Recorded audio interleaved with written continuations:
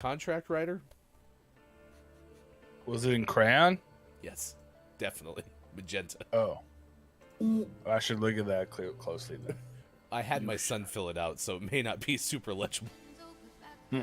Oh, God. That's fair. Totally fair. Dear Uncle Mike. 3 hours of radio show. Daily. Dear Uncle Look.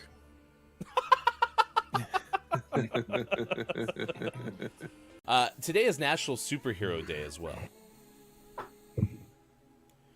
Got my shirt on. Wait, that's Indiana Jones. That's not a superhero theme. Oh, hold up. When I do this, look at this. This is great. I wonder if that's why that one's there. That's so good. Have you seen those TikToks where Maybe where you take it and you go, this belongs in a museum.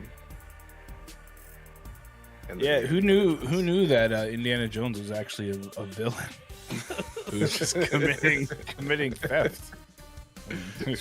he breaks into one museum and steals something. They're like, you can't take that. And he goes, this Belongs belongs in in a a museum. museum. It's in a museum. Get out of here. Do you know where you are? So if this trend continues, maybe we need to get, just like we have a mispronunciation counter, maybe we should get a Mets hit by pitch counter. I mean, honestly, Buck Showalter was like, this is just getting ridiculous. And it is. It's getting really ridiculous. Stop it. Stop it. Rob Manfred, do something. Stop being a little butt. Stop being a double money hole. I hate him. I think Bear found the bleep button. It's those long nails. And this is your gaming morning show, Morning Gaming News. Look at that hat. Oh yeah, that thing is beautiful. Does the blue match? Blue looks pretty good on the blue. Yeah, I think it's a good fit. So Good. maybe I'll just gift you that hat. But you need it. You can wear it all the time. But it's yours. It's molded to your head. It's definitely molded. Literally. Gross.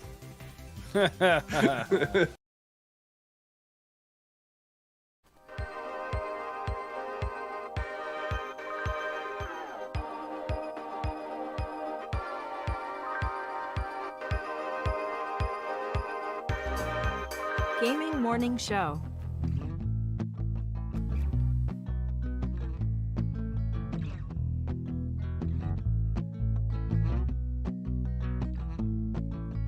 Tell your friends, tell your mom, Gaming Morning Show is on. Wait, Austin, your mom is here?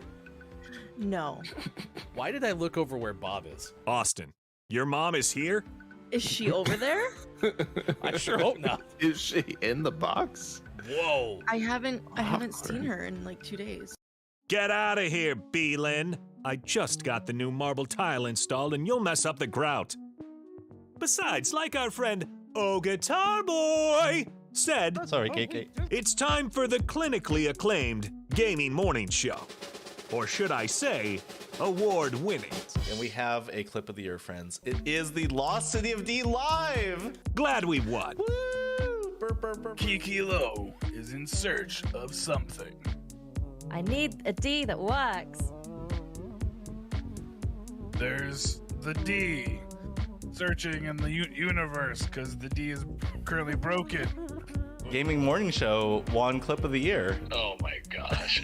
But don't you dare expect to put that Chris Emye clip, Emmy Memorial Clip of the Year trophy in this I box. probably should have prepared something more special. I'm getting the walls repainted soon. Now where to put the chandelier or the bearskin rug? Oh, and the piano, can't forget that. Maybe there is somebody in the world that can help her. Maybe somebody who sings a song. 6 to 9 a.m. Pacific.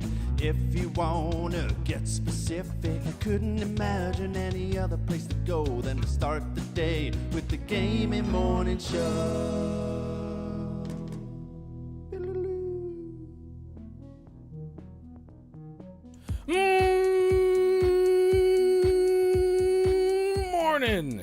Gamer, welcome in this gaming morning show. It is the weekend of the week edition on Wednesday, May 4th, 2022. Thanks for being along for the ride on Facebook Gaming, Twitch, YouTube, and at gamingmorningshow.tv. I am Hefty Goof. All of it. It's all me. The heftiest of goo. Did you lose weight? Did I? You Yeah. look different. Can't place it. No, in fact, nothing about me has changed whatsoever. Everything about me is absolutely authentic and very much the same. Did you trim the beard? You notice I got I a new. can't place no, it's a Phillips, and so like the lines are a little more defined. So Okay, that's what it is. Well, you match your cup. Who's Philip? Was that on purpose? now you see it. Now you don't. What? Whoa! It's like a green screen, but only hair. It's so shiny. Yeah, it is. I must use like Pantene or something like that. Wait, no. Dr. Squatch. Thank you for Cool citrus. using it correctly. That's why I finally took it in the shower, and this is what happened. I used Dr. Squatch for the first time, and this is what happened. Yes, it's the right colors. I think the package has the same color, so there you go. Right? Mm-hmm. Uh-oh. Where'd Sean go? Is Sean gonna go wrangle up Bear Bear? Bear Bear, get over here. Bear Bear's already out. Bear Bear? I just want you to know that something strange is happening because of your hair. There are a couple of morning doves trying to come into my office through the window because they love your hair so much. They're like, "Wow, hair." You want to know why they're actually trying to get in there? It's because they're like, oh, that's where my nest went. We match, Sean. We're both wearing our green today. That's a green day. Who knew? Hope we have the time of our lives. I too have green on. Jeez. Rude. Good riddance. At some point, Mike will bring up Dookie. Probably. You're not wrong. That'll be the Boulevard of Broken Dreams. Hope you have a great Green Day. I promised our show started. You may not Did have it? noticed. Yeah, we're on the air. Yeah, so. I don't know. We're just underway. And in fact, in 15 minutes from now, we have the Gaming Morning Show Morning Gaming News. So we'll get the video game headlines of the day. Today's an exciting day because what have we said long and often for like the last several months? Microsoft and Sony are not In an arms race. an arms race all together. We're so in sync. So we're going to talk to Colette Bennett of The Street about the world of video games and a buying spree that certain groups are into. I want to find out, are they in an arms race? No, I don't think so. Yeah. They say they're not, but are they? That's what I would like to know. So that's coming up 7:25 a.m. with the senior reporter from The Street, Colette Bennett. At 6:50, birthdays this day in gaming history. Today, though, is all about Star Wars. Woof! Get ready because today is May 4th. Welcome to GMS, where we definitely know who Luke Skywalker is.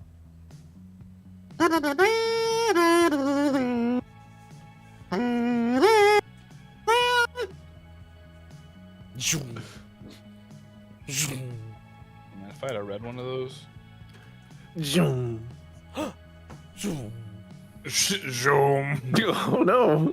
Why? Because I need some profiterole for mine. I promise this never happens. It's just I'm under a lot of stress and. Where do you insert the blue pill into your lightsaber? Is it in the bottom? There's a little hole right here. Yeah, okay. See?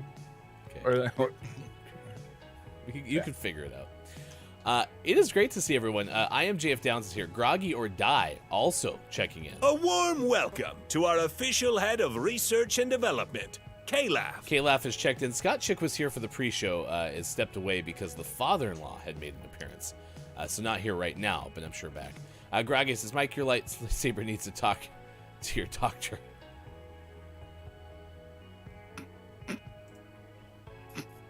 Oh, God.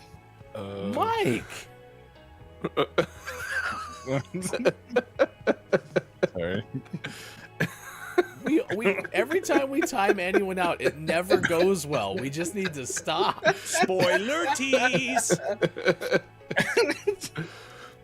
Well, he spoiled it, so I had to remove it. I always forget the default is 600 seconds, though. Why is the default like 69 seconds? Yeah. Yeah, or like 1 second. Like, Nice. isn't a timeout's just like a no? Like when you nope. Should be a 30-second timeout. You get 3 of those per game. But in all seriousness, this is kind of a fun question because we asked which is the best Star Wars movie. If you want to get into movies specifically, you can. But also, what's the best Star Wars thing? And in asking that question, I've realized like there's a lot of Star Wars things. Your favorite Star Wars thing may be, and again, don't tell anyone because it's spoiler tease. But Spoiler tease. Fortnite has lightsabers and they are awesome, said JF Downs. What? No, he didn't. He definitely didn't say that. I'm Spoiler looking at it and I don't see it tease. at all. So that could be your favorite thing. It Right doesn't now. necessarily have to be a movie. It probably never had to be a movie, but a lot of people would have said that. So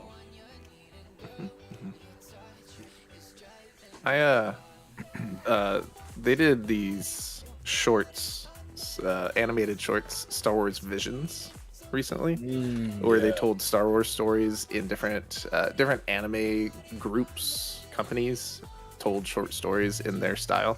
Those were really good. Even if you're not like constantly up to date on all of the Star Wars lore and watch all of the shows or all of that, these were very accessible and very, very cool. Definitely worth checking out. My favorite Star Wars thing is Thanos. It's great. They're all in the same universe, right? So I'm gonna be honest. I was never really a big Star Warsy kind of a guy.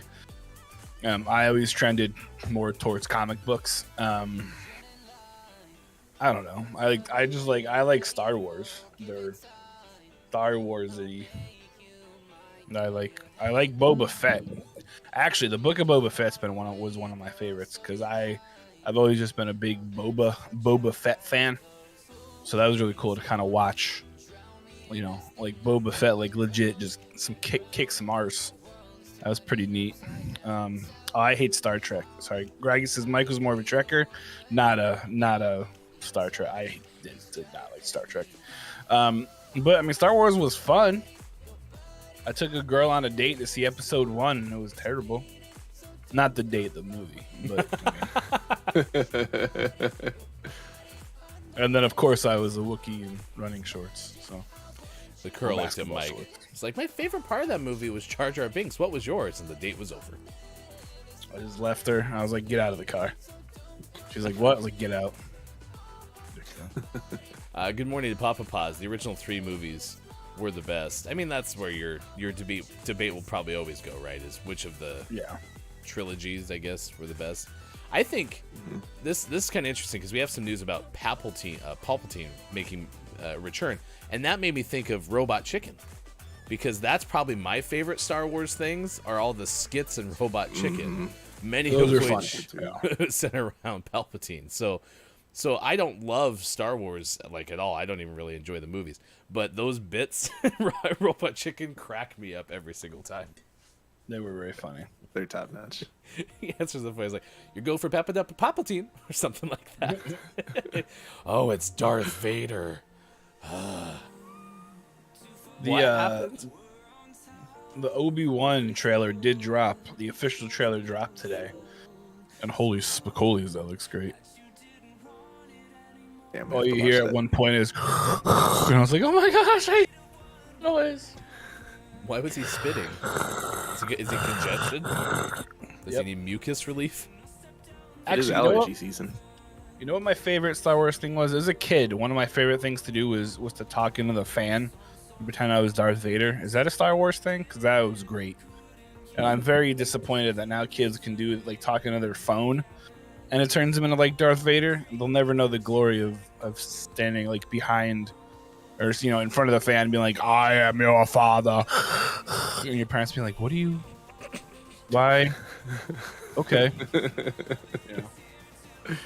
When did we decide that talking to the fans sounded like Darth Vader? Because it really doesn't. It doesn't. But at we all. all did it. Yeah. It's a great question. Mike's still wondering to this day why there aren't more fans in his house. It's because Oh parents no, took we them have away. plenty of fans. There's one on my desk, one next to my bed, and I would be a liar if I said I haven't done it. Haven't done it this morning. Probably, I mean, honestly. Papa Paz says the Family Guy episodes weren't that bad. So Groggy added Family Guy and Robot Chicken Star Wars spoofs were great. That's true. I do like the Family Guy. Those were good.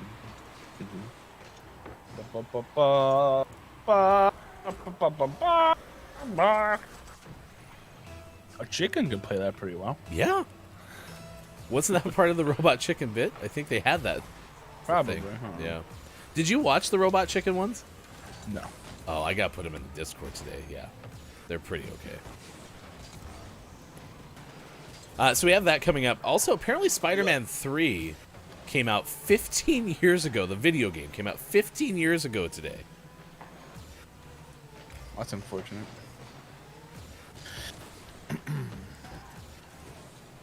Was that before the Spider-Man games were super amazing? Yes. Yeah, it was before they were really amazing, and after one was really amazing for its time. Spider-Man 2 was a fan favorite. Which one was And then they packaged made a with like third. the PlayStation? Which PlayStation? Well, that's a good point. PlayStation 3, I want to say they had a big thing. The one. Marvel Spider-Man, made by Marvel. oh, Okay. is it Insomniac that made that? Doubting myself. The most recent one was packaged with PlayStation 3, I think. There's like a PlayStation 3 Spider-Man special edition. On PlayStation 4. Papa Did it Posh change halfway through? just says bring back Superman 64. So, Oh god. Not wrong. what was wrong with Superman 64? You should go watch a YouTube video about it. The game was terrible. Oh no. It was that bad? Oh, it was real bad. And it was like really, really hard. Oh, so I think for gamers, I'm sure you can tell me for sure, but is a game okay to be hard and bad, or sorry, and good, or bad but easy? It's not good when it's hard and bad, correct? Right. That's a really bad combo. Hard and bad is not good. It's kind of like the Olympic game for the Atari. That was really bad and really hard. Papa Boss says it was one of the worst games ever made. Yeah. Wow, It was not good. that's too bad. They can't all be winners, or even marginally okay. So Spider-Man 3 does not take the cake for the worst game ever. No. I don't no, really know there- anything about it. Other than it I doubt it lived up to the hype of Spider-Man 2. Well, you know, it starred Tobey Maguire, so it couldn't be that good. Because if Tobey video game Maguire's did? involved, I don't know if he was in the game, because I feel like at that point it was still like taboo. Like, I'm a movie star. I'm not going to be in that crap. You know? But movie stars weren't in like Netflix things or any TV shows because it was bad for your career. And now they're like, now you got movie stars like, hey, you got any more of them TV shows?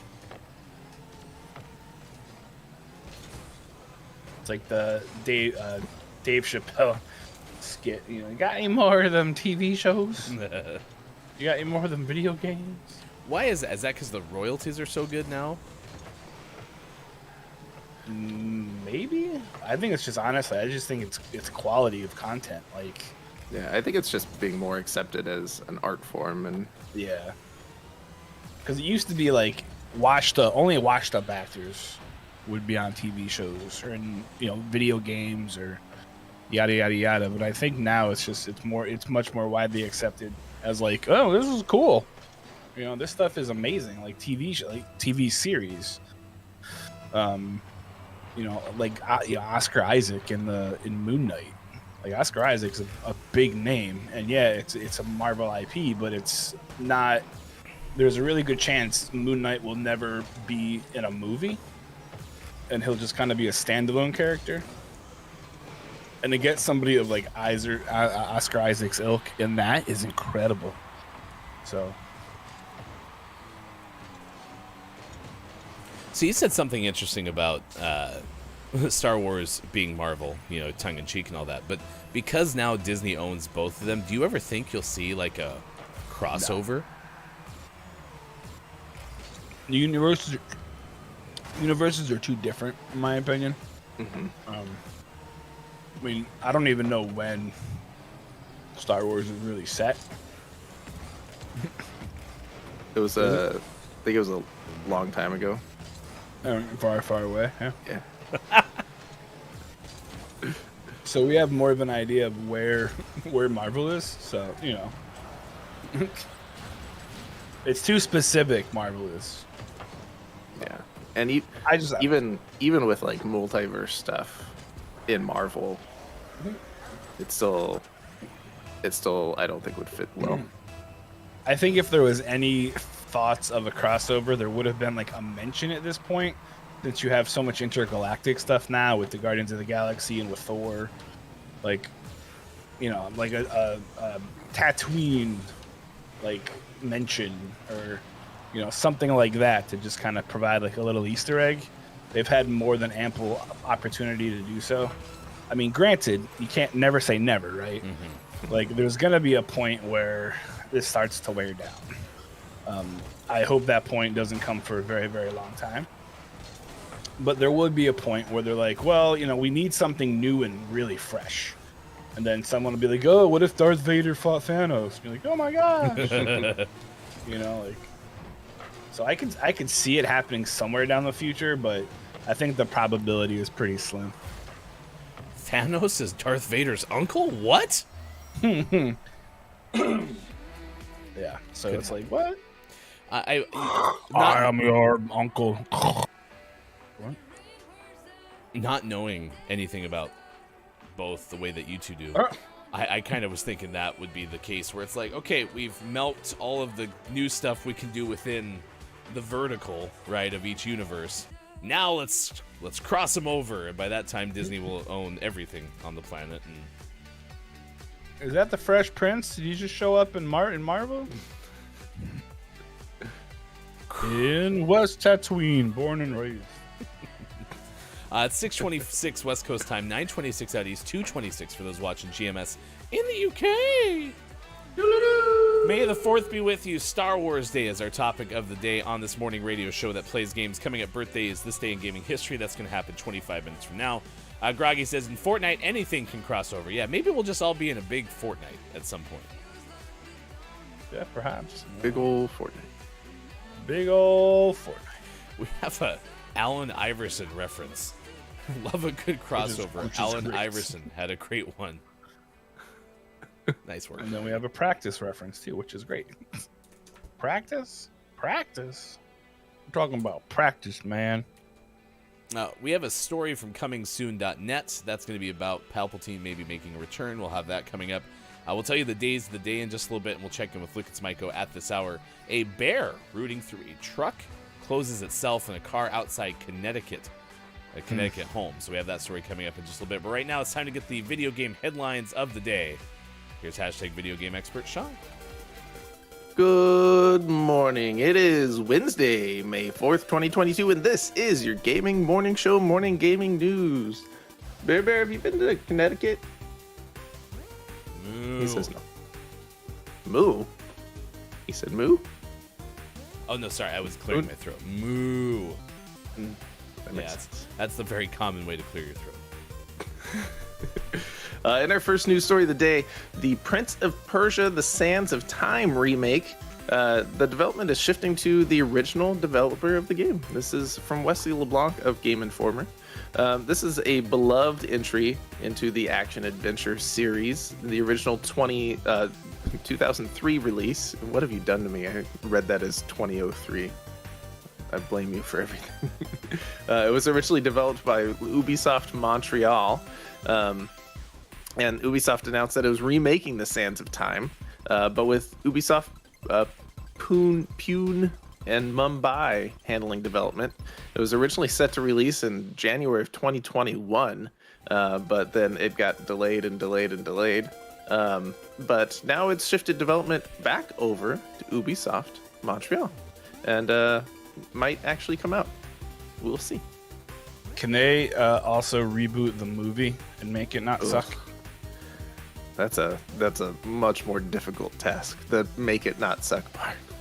There's a lot of bad taste in people's mouths from that movie. The Superman 64 of movies, am I right? The Wii U worse than that. video movies. Ubisoft said in a press release, the development of Prince of Persia: The Sands of Time remake will now be led by Ubisoft Montreal, the very birthplace of the epic Sands of Time trilogy. This decision is an important step in the team building upon the work achieved by Ubisoft Pune and Ubisoft Mumbai will now take the time they need to regroup on the scope of the game to deliver the best experience for this remake of an all-time classic when it's ready. So this is good news. This game for sure looked like it was just never going to happen after it got delayed a few times and then eventually just delayed indefinitely. So it's good to see that it might actually still happen. That's really cool. It was a very fun game. So yeah, and perfect game for a remake because a game like this with modern controls and graphics would be fun to play. Absolutely. I hope it has a lot of Jake Gyllenhaal and Chris Pratt. In our next news story, brand new news to everybody. No one's aware of this. I'm glad I'm here to share it with everybody. Lightsabers have returned to Fortnite just in time for May 4th. It's the first time I'm hearing about that. That's incredible. Downs, I feel like you in particular would be interested in the story. Did you know lightsabers have returned to Fortnite? Is that the lime flavor, or did they go with green apple? Not lifesavers. Lightsabers. That makes more sense why you all thought this was a sport. I thought you said something else. Okay. This is from... Oh, God, keep going. This is from Petrana Redulovic. Bless you. Redulovic? Polygon. Yes. Yeah, and lightsabers are going to be in Fortnite from now until May 17th. Various Star Wars items from years past will be available in the game. Some outfits back in the shop as well. Oh, I really, and now that I think about it, I hope all the lightsabers taste like what their colors match. Mm-hmm. You know, like you eat this one and it's cherry. What about flavor. All right, so the green one, is it lime or green apple? It's got to be lime. Like you can't. Green apple is just a cop out. Jerks. Agreed. Lime is the true green.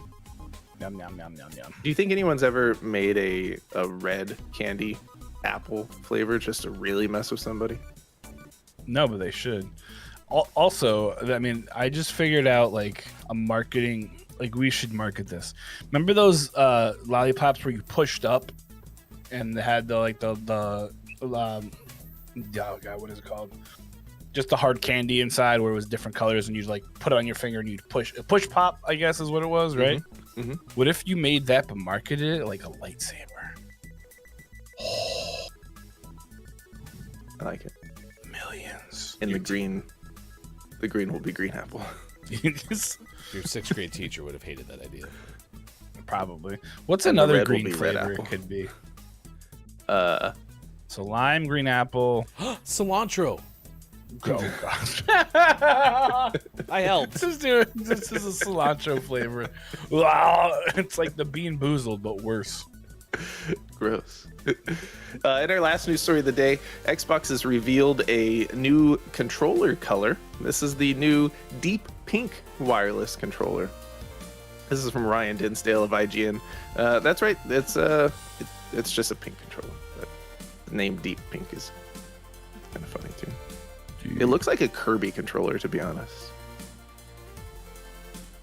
So if you want to have a Kirby controller, but for your Xbox, just check out Xbox's new Deep Pink controller. Back of it looks cool. I like the blend. Yeah. I just think it's funny that these have existed for quite a while already from like other not official Xbox brands. And Xbox is like, they're making a lot of money. Crap. Let's make one. We should do that too. I'm also surprised it didn't come out in October for breast cancer awareness. Like you'd think that they would capitalize on that like a month, you know? Yeah. Oh, they're not doing it for capital. No, not at all. They're definitely not trying to get money. And always last but not least, we finish off today's Gaming Morning Show Morning Gaming News with the world-renowned segment within a segment where we take a look at what is out today, like Wildcat Gun Machine, out on PlayStation 4, Xbox One, Switch, and PC. Race, Make 'em Finish, out on PC. Oh boy. Deep Invasion out on PC, Jim's Adventure out on PC, The Revenge of Mr. Samuel out on PC, Corridor Sigma out on PC, and for the most prestigious award in video game focused morning shows, your favorite segment within a segment within a segment, today's name of the morning goes to Cat Powered UFO out on PC. I was gonna say it to Pete. Race, make him finish. Is there really not even an E in It's just apostrophe M. Make 'em finish. Yep. I was like, it's got to be something really good. Cat-powered UFO was pretty okay. So. Yep. I like that one. It was So a tough decision this morning for sure. How is it cat powered though? Like, do they run on treadmills? Do they fly it? Do they like grind them up? I don't get it. No idea. We're gonna have to check it out, find out. Huh. Oh, hello. Maybe it's powered by meows. What? Powered by meows. It's cat-powered, so it just uses meows, and when they want to go really fast, it goes. Oh. Makes sense. And when it's slowing down to land, it just purrs. When it's hovering, yeah. Ooh, that's kind of like the Jetsons sound with their little spaceships, like. This would be like. Meet the Jetsons. Do. Their cat Astro. Their cat Arturo. You chase those ghosts, Arturo. Well, there you go. Congratulations. Cat-powered UFO, our name of the morning, and thus eligible for Name of the Month contention. We named our February Name of the Month a little bit ago. Did we? Yeah, we did. Because we're in May. You're right. Yeah, and so we're trying to stay at least no less or no more than a quarter behind on our giveaways. So I got a letter from Fulfillment. That's right, they're sending letters. It came first class. So, but it had a postmark of March. So I think it might have gotten lost in the mail. But Fulfillment said they're working on getting us the giveaway all lined up. So death, taxes, and fulfillment. Am I right? Yeah. If you would like to become a Patreon, though, you can. And on those rare instances where we decide to have a Name of the Month giveaway, you get double entries. Also, some other perks at patreon.com/gamingmorningshow. Thank you so much for helping us. You can find more information at gamingmorningshow.tv as well. It's 6:37. Here are the days of the day on this morning radio show that plays games. It's 45 Day, K.I.N.D Day, K-I-N-D spelled out with dots between them. So it's supposed to be probably an acronym, I'm guessing, maybe. Probably. It's National Candied Orange Peel Day. I can't tell you how many times Sean has been like, hey, do you want to come over later? I got a new beverage I want you to try. And also, I bought some more of those candied orange peels. Oh. All the time. Like every Tuesday. Just for record, K.I.N.D is kids in need of diapers. So it's helping helping families who can't fully afford diapers. Have you ever had a candied orange peel? Candy diaper? Never once. I don't think I have. National Candied Renewal orange Day, Petite and Proud Day, International Firefighters Day, Bird Day, National Orange Juice Day on the same day as Candied Orange Peel Day. Are you serious? Geez, oranges. You need to diversify. Spread out the... Well, they did. One is orange, one is candy True. peel. Didn't think about that. National Weather Observers Day, not to be confused with Meteorological Day. National Bike to School Day, and National Interpreter Appreciation Day. I can't bike to school. Why not? I don't go to school. I mean, it doesn't say you have to bike to like your school. Oh, here, let me change it.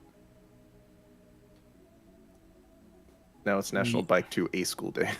Oh, there you go. Okay, that's Now I can do that. that's fair.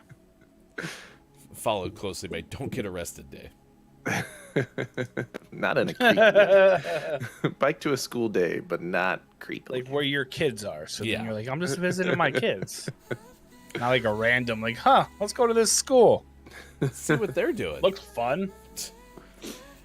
Groggy is suggesting we could have lettuce push pops, or cucumber push pops, or green goddess salad dressing, or kale.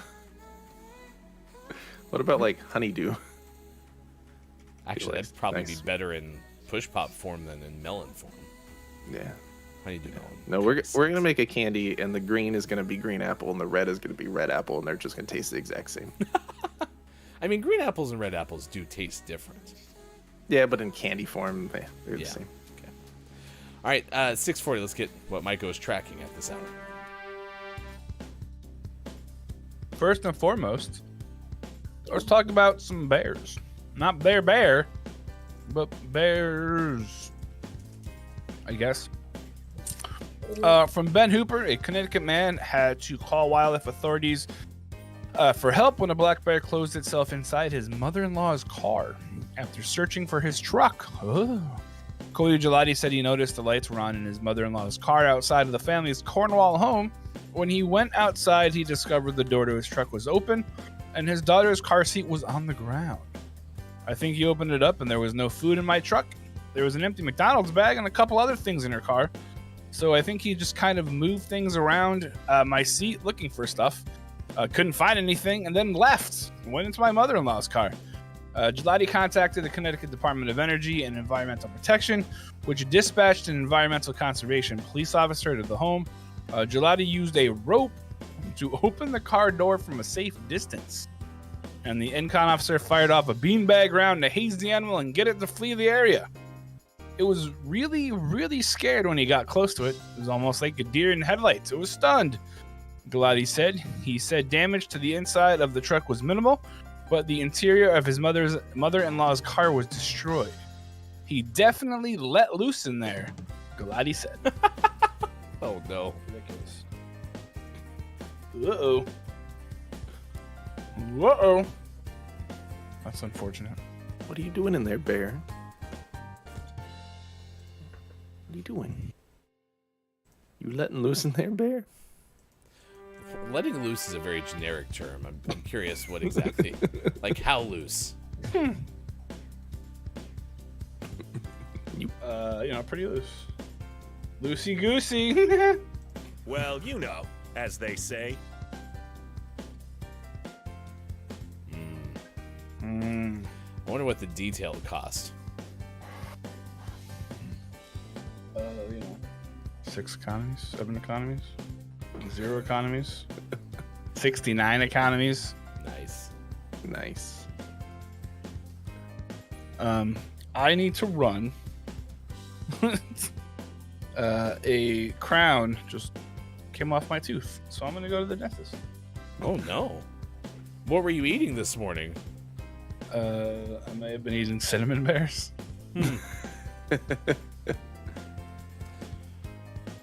Okay. So, hey, May the 4th. No, that's the Star Trek. That's the wrong thing. That's wrong. Don't do that. That's illegal. That's against the law today. Trademark infringement. My bad. All right. All right. Well, I'm gonna dip. I love you guys. Like Fall Guys, go get that crown. So close.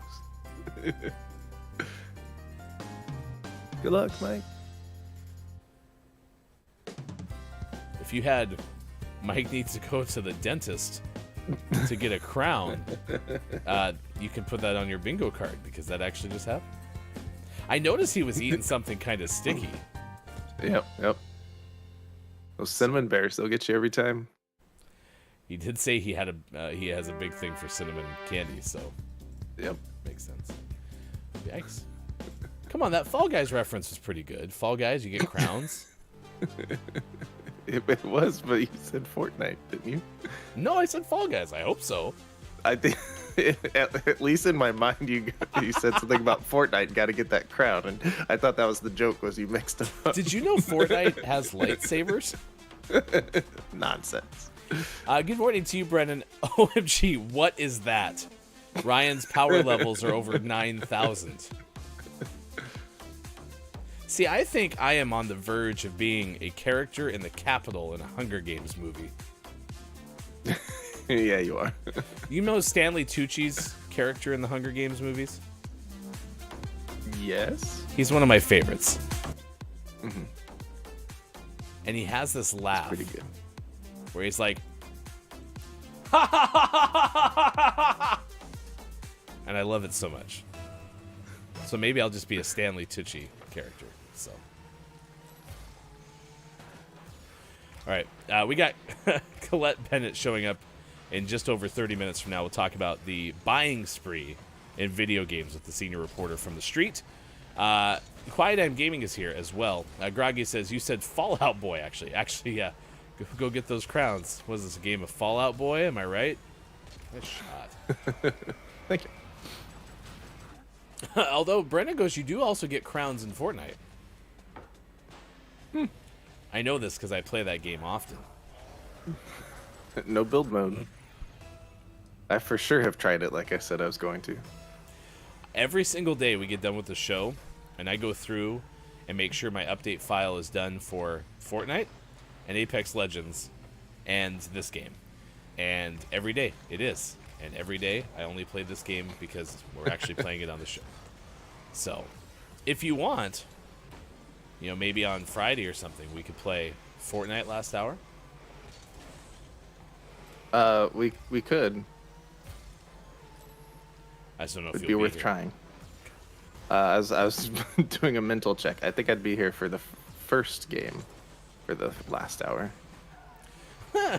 Did you know that GMS has a Fortnite server? Are we Epic Games? Did we get Sometimes. purchased by Epic Games? Sometimes. Then you get that giant check in the mail. I really wish that they actually shipped one of those giant checks.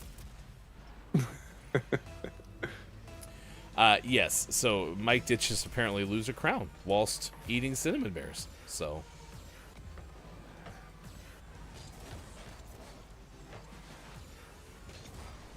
does that mean he gets downgraded to Prince?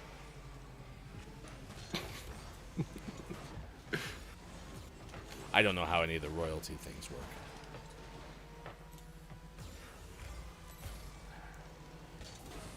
Kwai goes, I wish the game would live up to its name where matches last 2 weeks. Oh no. That'd be a little excessive.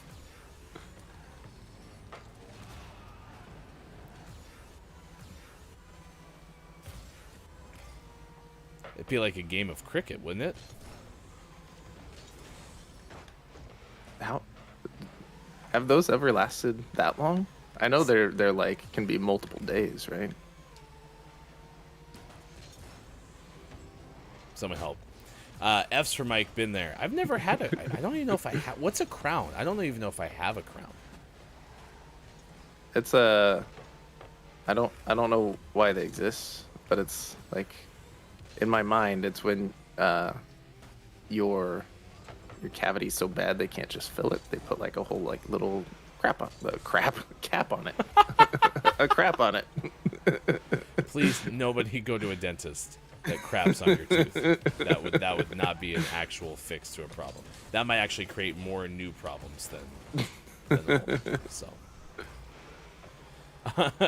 Brendan goes, if you don't know what a crown is, you don't have one.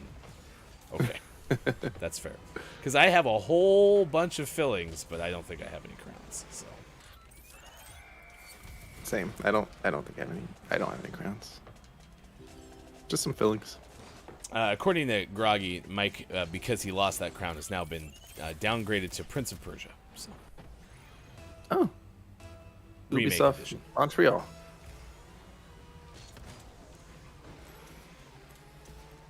It kind of hurts my feelings though that Mike didn't want to hang around long enough that he decided to pull his crown out. Like it's a Star Wars day. I mean, I thought we were talking about a whole bunch of stuff Mike would be interested in. He's really committed to not hanging out with us. Sean's gonna be here longer today. Nah, I don't want to be here. It's okay. Is he that upset with my wig? Maybe. I thought he'd like it. I mean, my natural hair that showed up because of the pomade. Pomade. Yeah. Yeah. Thank you again for that. You bet. If anybody would like help with their hair, please consult our good friend, Sports.Gaming.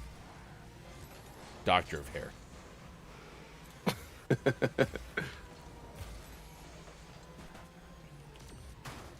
I'm not just the president of the Tall Green Pomade Club, but I'm also a client.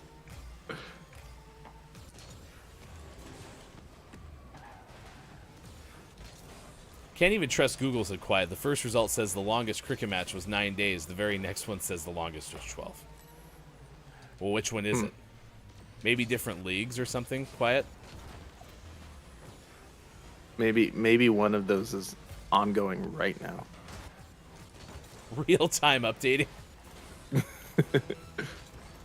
Well, that's the thing, too. We'll get to the Palpatine story after this game because that actually was trending this morning on May the 4th. So, Cricket? No, the Palpatine might be back in Star Wars thing. Yeah. Nowhere We'll see, and I have to watch that new trailer for Obi-Wan. No word if Palpatine is playing a cricket match in the new Star Wars movie. That is not confirmed. Just crap right on the tooth. Dr. Squatch Pomade. Oh, wait, I think those are two different lines of thought by Groggy. I don't think that's the new tagline for the pomade.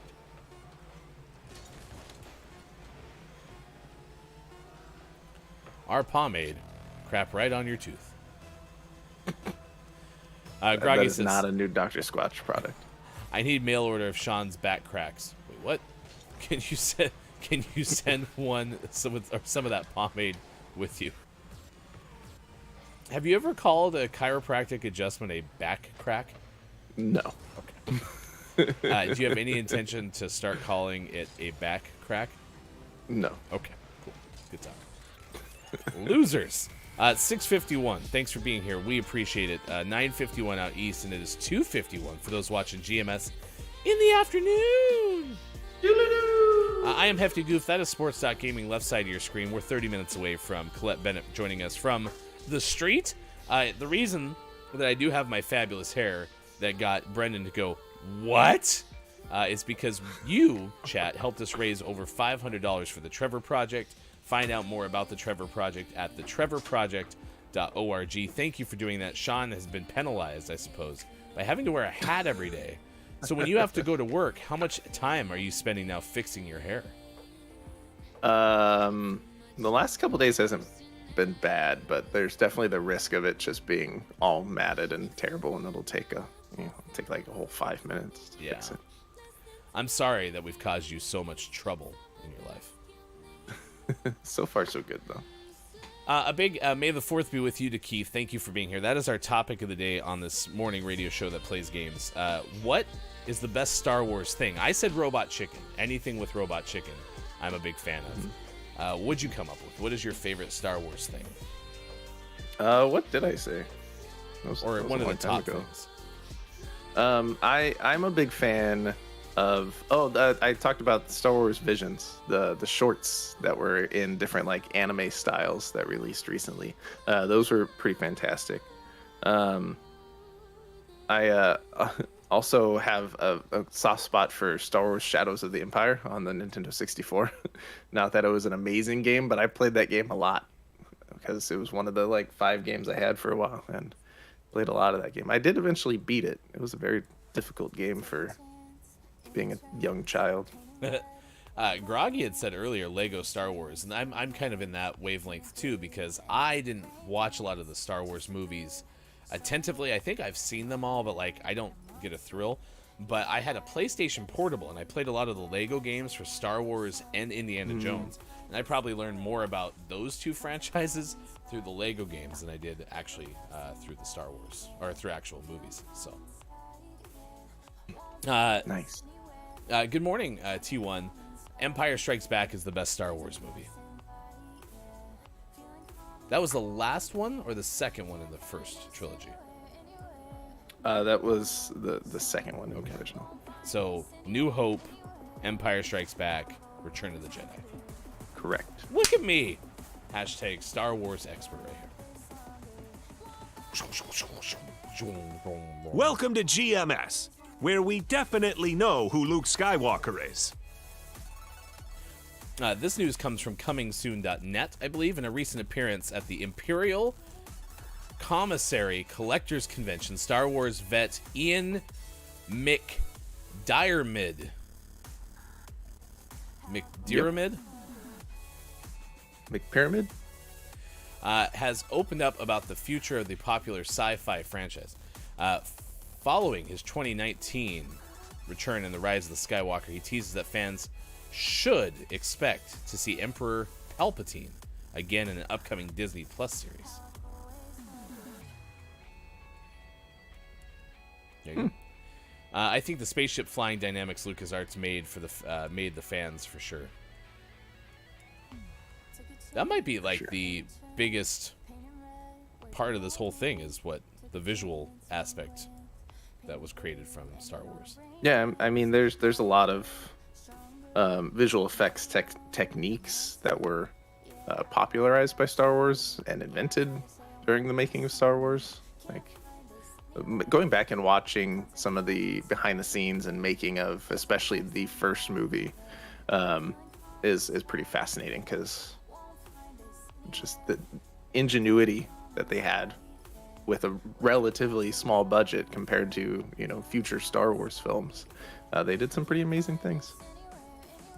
It's time for birthdays this day in gaming history. If you have a birthday to celebrate, please let us know, because we would like to celebrate with you. We do this celebrities birthday list every single show at this time. Randy Travis has a birthday today, turned 63. Nice. He's won 7 Grammys over the course of his career. He sure has. That means it's time for us to figure out how many nominations at the Grammys for Randy Travis, who turns 63 today. I get a guess while Sean looks it up.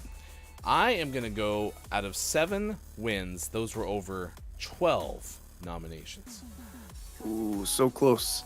7 wins on 16 nominations. I think I'm giving too much benefit of the doubt for the amount of wins versus like nominations. I think I need to go wider. It's never usually over 50%. So yeah. Right. Comedian Ana Gasteyer turns 55 today. She can currently be seen starring on the show American Auto. Former SNL alumnus. Everyone mistakes our friend Bob, who does some stuff on the show. You're welcome. With Will Arnett. We've been told that before. What's for breakfast? They think that sounds like Will Arnett. Bob, I'm sorry that they confuse you. First! With Will Arnett, but Will Arnett has a 52nd birthday today. And he's set to return later this month to host the 3rd season of Lego Masters. I do like that show quite a bit. Lego Pizza! It's on pretty Fox. good. Peacock? Speaking of Fox, Aaron Andrews is a sideline reporter for Fox's NFL Sunday. Aaron Andrews turns 44 today. Nice. And she has both hosted and competed on Dancing with the Stars. Now, the whole Fox NFL team that Aaron was part of left for ESPN. So I don't know if Aaron got renewed at Fox or if Aaron will just be working with a different Fox group. But anyway, happy 44th to you. Singer Lance Bass turns 43 today. He used to date actress Danielle Fishel. That's Topanga, right? Yeah. Okay. Lance Bass, JC Chazé, Justin Timberlake, Joey Fatone,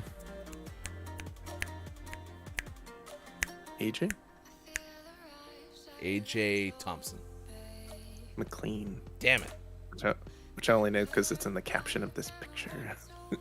Oh, you cheated. I never would have gotten that. Wasn't there an AJ and Backstreet Boys too?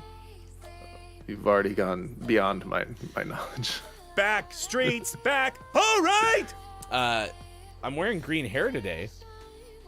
Sean's wearing a green hat. Sean called it a green day today. Sure did. Bassist Mike Dirnt of Green Day is 50.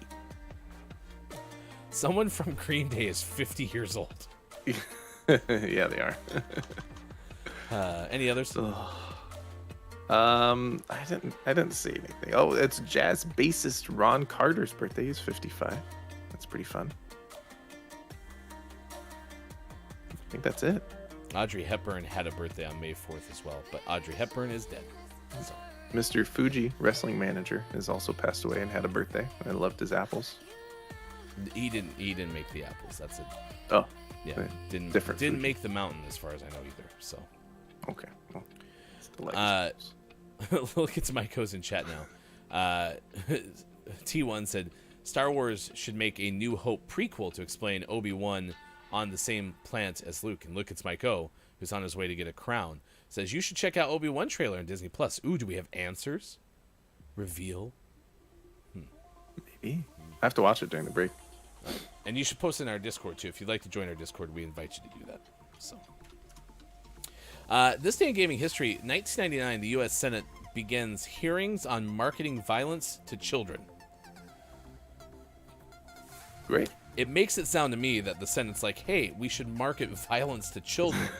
That's not what they were doing. I think they were worried that marketers were marketing violence to children. We need to better market all of this violence. Children are not participating, and we need to do better. Stick with us. We'll get worse. Rockstar in 2004 put out Red Dead Revolver. Was that a prequel to Red Dead Redemption? Yeah, it was just the first one. So honestly, until this moment in time, I didn't know there were games before Red Dead Redemption. Yeah, it just being old, it was quite a bit different. That same year, Crave put out Future Tactics: The Uprising for a variety of machines. Also, Sony put out Siphon Filter: The Omega Strain for PlayStation 2. There's a series that needs to come back. We need some more Siphon Filter.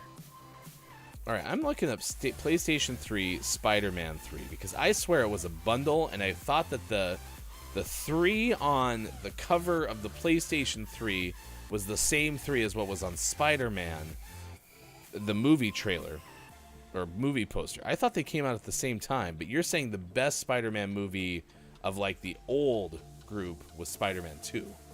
Yeah. Because in 2007, Activision put out Spider-Man 3. Okay, this is the one. I found it on eBay.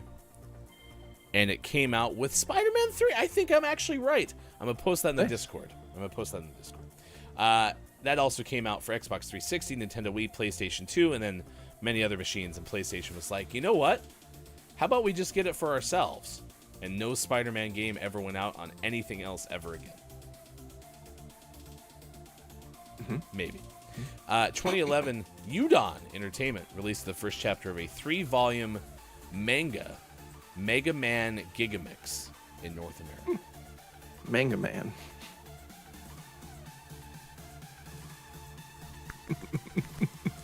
All right, we have our interview coming up at 7:25 this morning. Next hour, we'll also have sports. Part of the reason my voice made the whole show is because I was up late last night.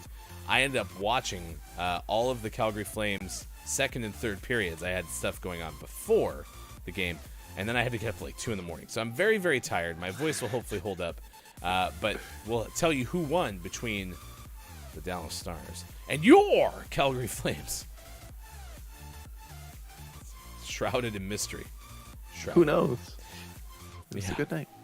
Who knows? It's either Dallas or your Calgary Flames. T1's boycotted Disney. Quiet says, "Who is this Obi-Wan?" Obi-Wan. And Element goes, "Sheesh, 2 in the morning." It's too early. Yeah, it was early. All right, stick with us. More Gaming Morning Show coming your way. May the 4th be with you. It's the weekend of the week edition of the show on Wednesday. We'll come back on Facebook Gaming, Twitch, YouTube, and at gamingmorningshow.tv.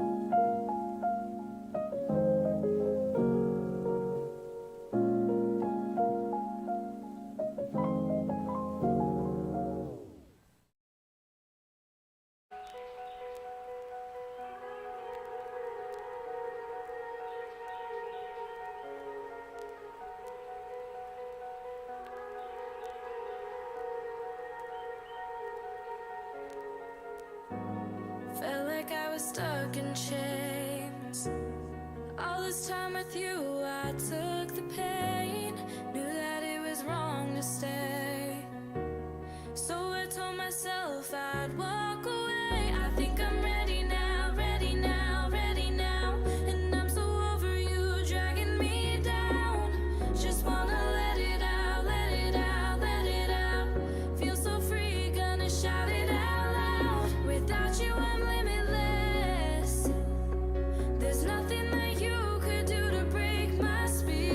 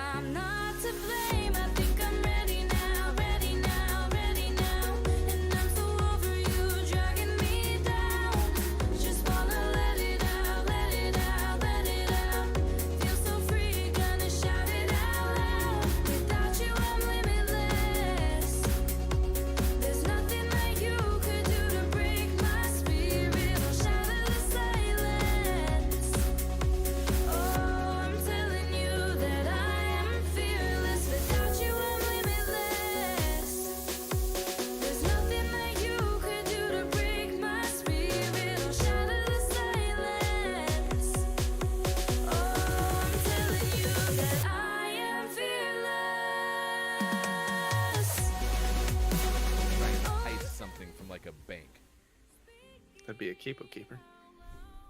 I was thinking like capers, like the little What if it was like a briny little balls. briny ball? briny. Do you think anyone's ever planned to steal a bunch of capers and it was a caper? Ooh, yes, I like that. Coming this fall from Gaming Morning Show, caper. Also, Sushi has an Apex. This is fresh, hot off the presses. I think actually Austin's getting the news right now as we speak. Oh yes. Go ahead and toss it to me then. No, not the. Sorry, this is a news term. But that was better than I expected. No, you literally did exactly what I asked. She said, don't you wanna go on an adventure? She said, we got big plans for the future. She said, you don't know what you're missing. She said, come on, see love, we can do it. We went down the road to your house and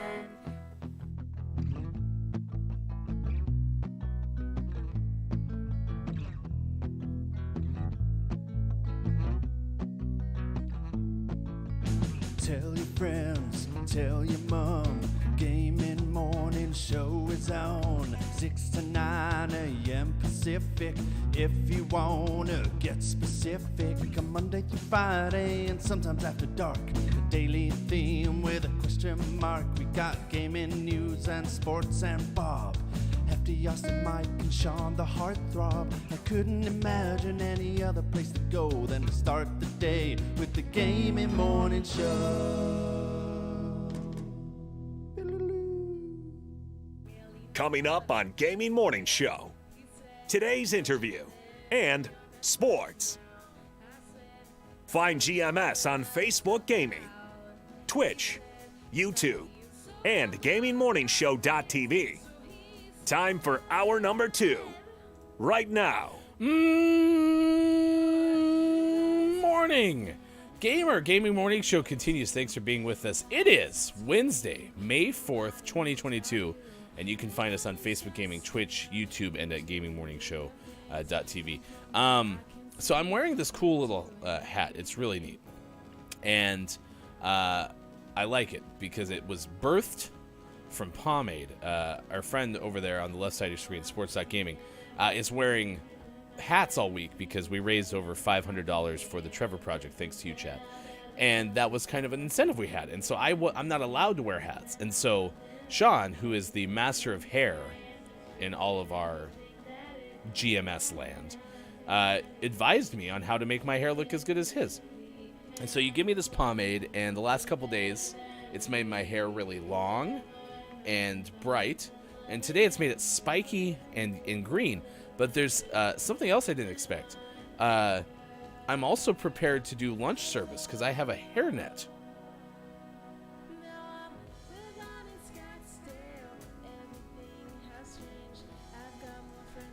I can't hear you.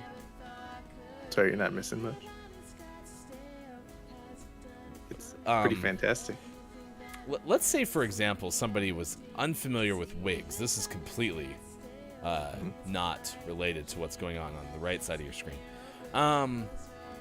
Do they have hairnets? It depends. Sometimes you use a hairnet. Sometimes you use like a stocking cap, like a bald cap type thing. You're just trying to control your normal hair for the wig on top. It's not necessary if you don't have a lot of own hair to control. Like I didn't really need one when I wore a wig for Halloween. Yeah. Because this is not related. This is definitely not a wig. Right. But this hairnet that's currently sitting on top of the wig is not supposed to be on top of the wig. No. Will it help not make someone's head so itchy? Maybe sometimes. Because again, hypothetically, I tried the hair skull cap thingy, and that was giving me a headache, so I had to quit wearing that. Yeah. Okay. Well, anyway, I have green hair skip it all? because of pomade. Okay. Because of Green Day. Everything's fine. Yeah. Yeah. Good riddance. Happy Green Day. My drink has green on it. See, you has can clearly kiwi. see right there. It has kiwi and guava. This hour, we'll talk to Colette Bennett here in about 10 minutes about the not arms race that is video game buying sprees. If you were to venture a guess, who's going to win this thing, Microsoft or Sony?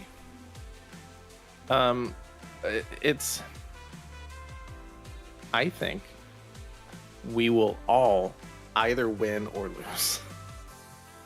Because the way this goes is either they both buy up a lot of companies, they have very different publishers and developers on their team, and they both make really amazing games, and that's cool. Or it'll get to the point where, well, we have Bethesda, so all the Bethesda games are only going to be on Microsoft, and Sony's like, well, we have this developer, and we're not even going to put these on PC anymore, and we go back to like everything's ultra exclusive, and there's no, cross-platform gaming, and that would be a bummer as well. I think as long as we live in a world where, Microsoft will always put their games on PC, so I guess that's the easy side. But as long as we live in a world where PlayStation also continues to put their big games on PC, I think that's a good place. I don't think this exclusivity where it's only on one platform is good for everybody. In the pre-show, Downs, who has been here throughout the morning, said, I think it's quality over quantity. I think Microsoft will get more, but Sony will end up with better. In my opinion, it is subjective, which is tough. I think the good thing is most Xbox games end up on PC, so not having Xbox isn't too bad. So if you have only one console, PlayStation might be the way to go, because then you can also play on PC. Yeah, Microsoft definitely has some catching up to do in terms of like big exclusive games. Sony's just been killing it with their exclusives the last generation or so. Brendan goes, I have enjoyed Sony's recent strat to have their exclusives on console for like a year or two, and then eventually move them to PC. Yeah, I think as long as they continue that, we're in a good place.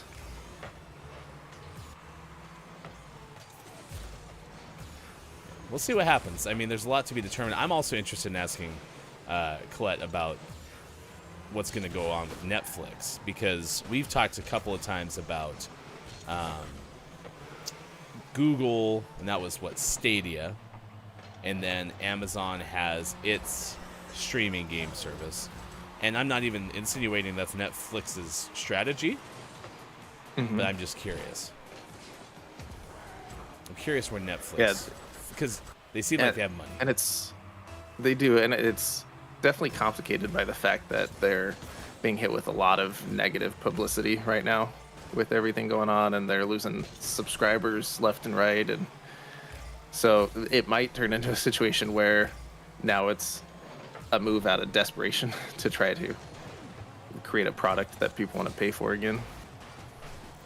But you could have maybe like Stranger Things video games and whatever other Netflix exclusives there are. I can't think of any, but maybe that's an area where that comes out. So,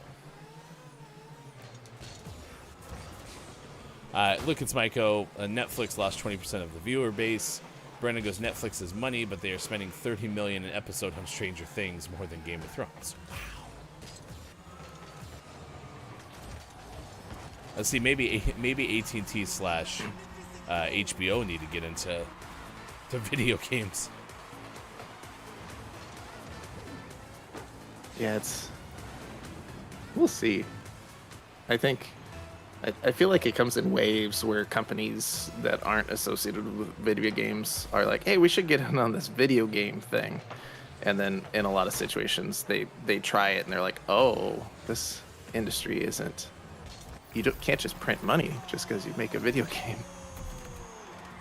But I think things like Netflix, Stranger Things is a perfect example. I feel like the easiest place to go in terms of video games for that sort of thing is the Telltale model. Just get a good like story-based game. It doesn't have to be super complicated gameplay. Just tell a good story in a cool way, and people show up. Telltale makes the Walking Dead games, right? Yeah. Telltale had like every popular IP for a while and made very similar games with different IP. So there were Batman ones, there were Walking Dead, Borderlands, Game of Thrones, Guardians of the Galaxy. Like they had so many things because the formula worked. Quiet goes, does anyone know what the goal celebration song is? It sounds like the Yoshi's Island or something, and I've been hearing it a lot more. Do you have that one activated? I have no idea. Because I know what sound you're talking about. I have no clue. I don't score goals in this game, so it's definitely not me. My goal celebration song is a Ben Platt song, and I think you have it set so that yours doesn't play licensed music. Yeah. Is that correct? So you don't actually hear the song I have set for my goal celebration. Yeah, and Brendan says Telltale closed up because people got tired of their formula. Yeah, they definitely overdid because that's all they did. So there were 50 games every year with the same format. So I'm happy to see we're starting to get some games like that here and there, but not 20 different IPs every month. Quiet, I know which one you're talking about. To me, it sounds like when you start up Mario Kart. We did play the new Nintendo Switch Sports, and that was pretty okay. Still have a lot of the sports to get to. I think we only ended up playing 2 of the sports at the time. So, but volleyball's fun. I like the volleyball game. What else did you play? Bowling. And you can simultaneously bowl now, too. So if you're sick of taking turns and having that go forever, well, you don't have to anymore. You can do it simultaneously. Take that turns. Although you only can bowl 1 frame at a time, and then you have to wait for everyone to get done with their frame. So really, what time are we saving? Kind of ridiculous. Does bowling feel? Does bowling feel different than the Wii Sports version? It didn't for me. No. You can spin the ball now. That's I don't cool. know if you could do that back in the day. I can't even do that in real life bowling though, so I have no clue how to control it in Switch bowling. So.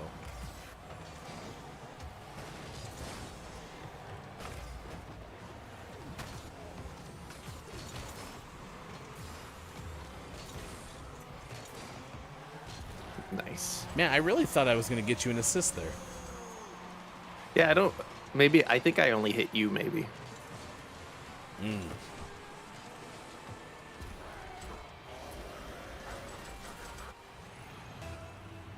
Being told you can spin it back in the day. Not new. So yeah, it felt the same to me.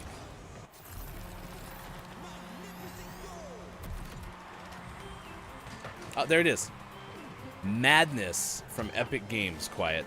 The name of the song is Madness from Epic Games. Brendan goes, on Wii Sports in college, I was obsessed with scoring a 300. This one of my triceps was noticeably bigger than the other. Holy cow. So I was playing Wii Sports at my sister and brother-in-law's apartment. back when I was in college. I'd go there. I was down in California, in LA, and they were in Anaheim. So I'd go during long weekends and stuff like that and hang out with them. And we were playing Wii Sports. And I was on a good game. And I got into the 10th frame with all strikes. And then I was like, oh my God, it could happen. And then in the 10th frame, I got a strike. And then 9 pins. I missed it by 2 strikes. It was, I wasn't even like necessarily like trying. Obviously I was trying to get strikes, but like I didn't sit down going, all right, I'm going to get a perfect game. But then I got so close and was heartbroken. Wow. And I've never played Wii Sports again. I couldn't even bring myself to buy a Wii U. Is that what happened? Is that why you don't like the Wii U so much? Wii U Sports. It's in the game. All right, let's let this thing run out. We got Colette Bennett coming up from the street. That's going to happen coming up next. Talk about the epic spending spree in video games. On Star Wars Day, our topic of the day on this morning radio show that plays games is that, what is your favorite Star Wars thing? Please let us know. We'll have the interview coming up next, Gaming Morning Show.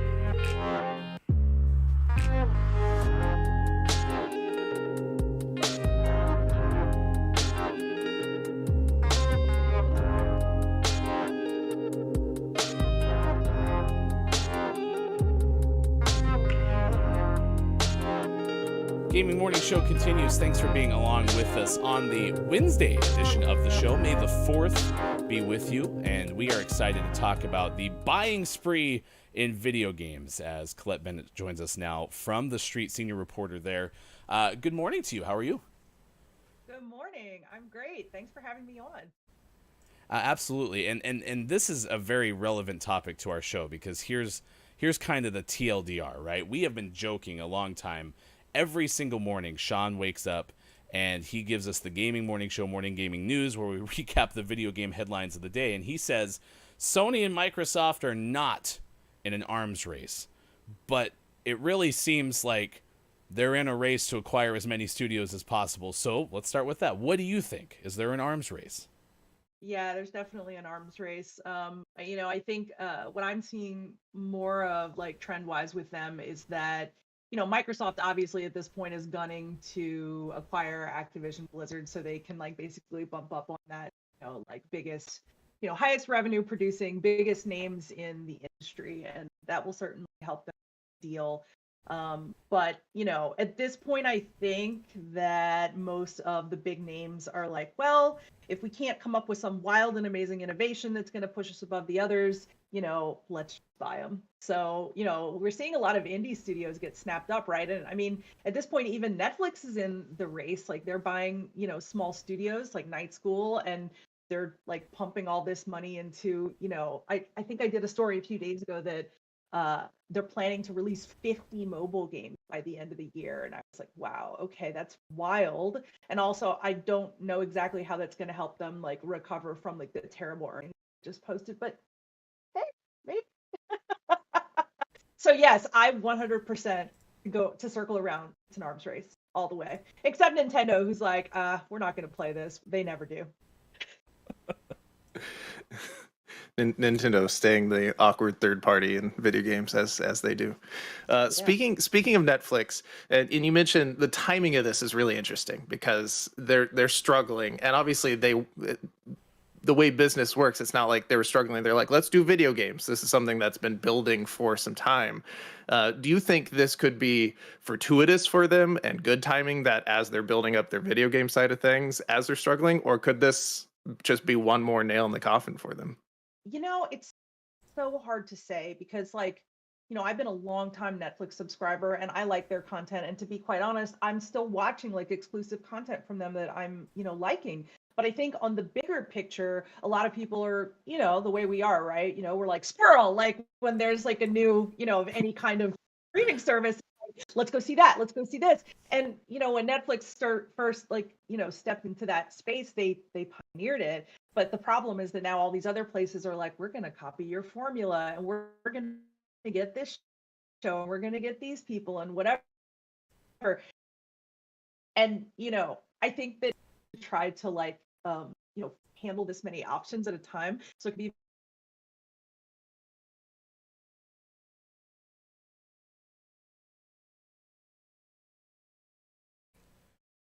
Checking to make sure we personally, might and this have, is 100% just personally, I keep going. I'm just making sure we could hear you. We lost you a little bit midway through. You're about to say personally, though. This might be just you. Okay, yeah, just let me know, please. Yeah, personally, I don't really think that Netflix betting big on mobile games, like, I don't really see that being a win. Like, personally, like for myself, if I could log on to Netflix and go to like a game section and play games that stream from a cloud that are exclusive to them, I'd be more likely to do that. But I don't know, like I've gone and looked at their games, and with the exception of one or two that I thought were really standouts, I don't think they have the potential to rake in money that like Netflix is really hoping. I don't think they're going to become the next Tencent, that's for sure. So I could be wrong. I hope I am, but I guess we'll see. Colette Bennett is our guest on Gaming Morning Show, senior reporter for The Street. Thank you, K-Laugh, for linking through to the article that you can read on The Street, Microsoft, Epic, Netflix, the buying spree in video games. You also wrote something called Do Gamers Even Like Facebook's Metaverse? And so because you have that piece, I still think it's a little bit hard to wrap my head around. Can you give us an idea of what we should know when it comes to the Metaverse based on what you wrote in that piece? Sorry, I'm trying to figure out how to say this in a not safe for work way. I think the metaverse is a marketing invention that people like, or rather businesses like Facebook are push. As I said in the article itself, Second Life was one of the first big metaverses, and it's been around for decades. The metaverse is not a new concept for the game. We've been able to move into these types of virtual spaces for a long time. And I feel like if you can't capture the core community that owns, the now MetaQuest, I don't think you're going to capture, random, muggles who are just like, no, like, I don't want to like put on a headset to go to work. Like, that just doesn't make any sense to me. Like, I don't think those people, and with the exception of maybe like very tech forward, like, open-minded, employees, like maybe they would be open to it, but this doesn't seem appealing, right? It's like, if no one wanted to put on Google Glass and like find a way to gather in a space, which was like a very light device, then why would you want to put on a much heavier device to go into a virtual space? Like, I think that like Mark Zuckerberg's whole thing is that he's just, for whatever reason, decided that this is going to be the next big thing. And I mean, the numbers tell the truth, right? Like, if you saw Facebook's earnings, like they wasted a massive amount of money into this project, and they're not done. They're putting out 4 headsets like in the next coming years. And it's like, and look, here's the thing. I'm a huge VR enthusiast. I love it. It kept me really active during the pandemic. Like I didn't gain the pandemic weight because I was busy like playing Pistol Whip and like pretending to be John Wick, and I love that part of it. But like, I don't want to go there to hang out with people. I don't want to go there to do like virtual things with people. Maybe that would change if I could go there and like have a experience so realistic that, you know, it really did feel like moving into another world. But I think that the capability of the hardware to do that at an affordable price point is like a decade out at least, you know. So, you know, when I can like go to Tokyo by putting my headset on, like for real, then like I'm in it. Before that, yeah. Teleportation only. That's when we'll buy into it. Colette Bennett, thank you so much for taking the time to join us. We will be sure to send everyone over to read your piece on thestreet.com and also follow Colette Bennett on Twitter. Thank you so much for taking the time to join us this morning on Gaming Morning Show. Thank you. A lot of fun and good insights. I like the the part.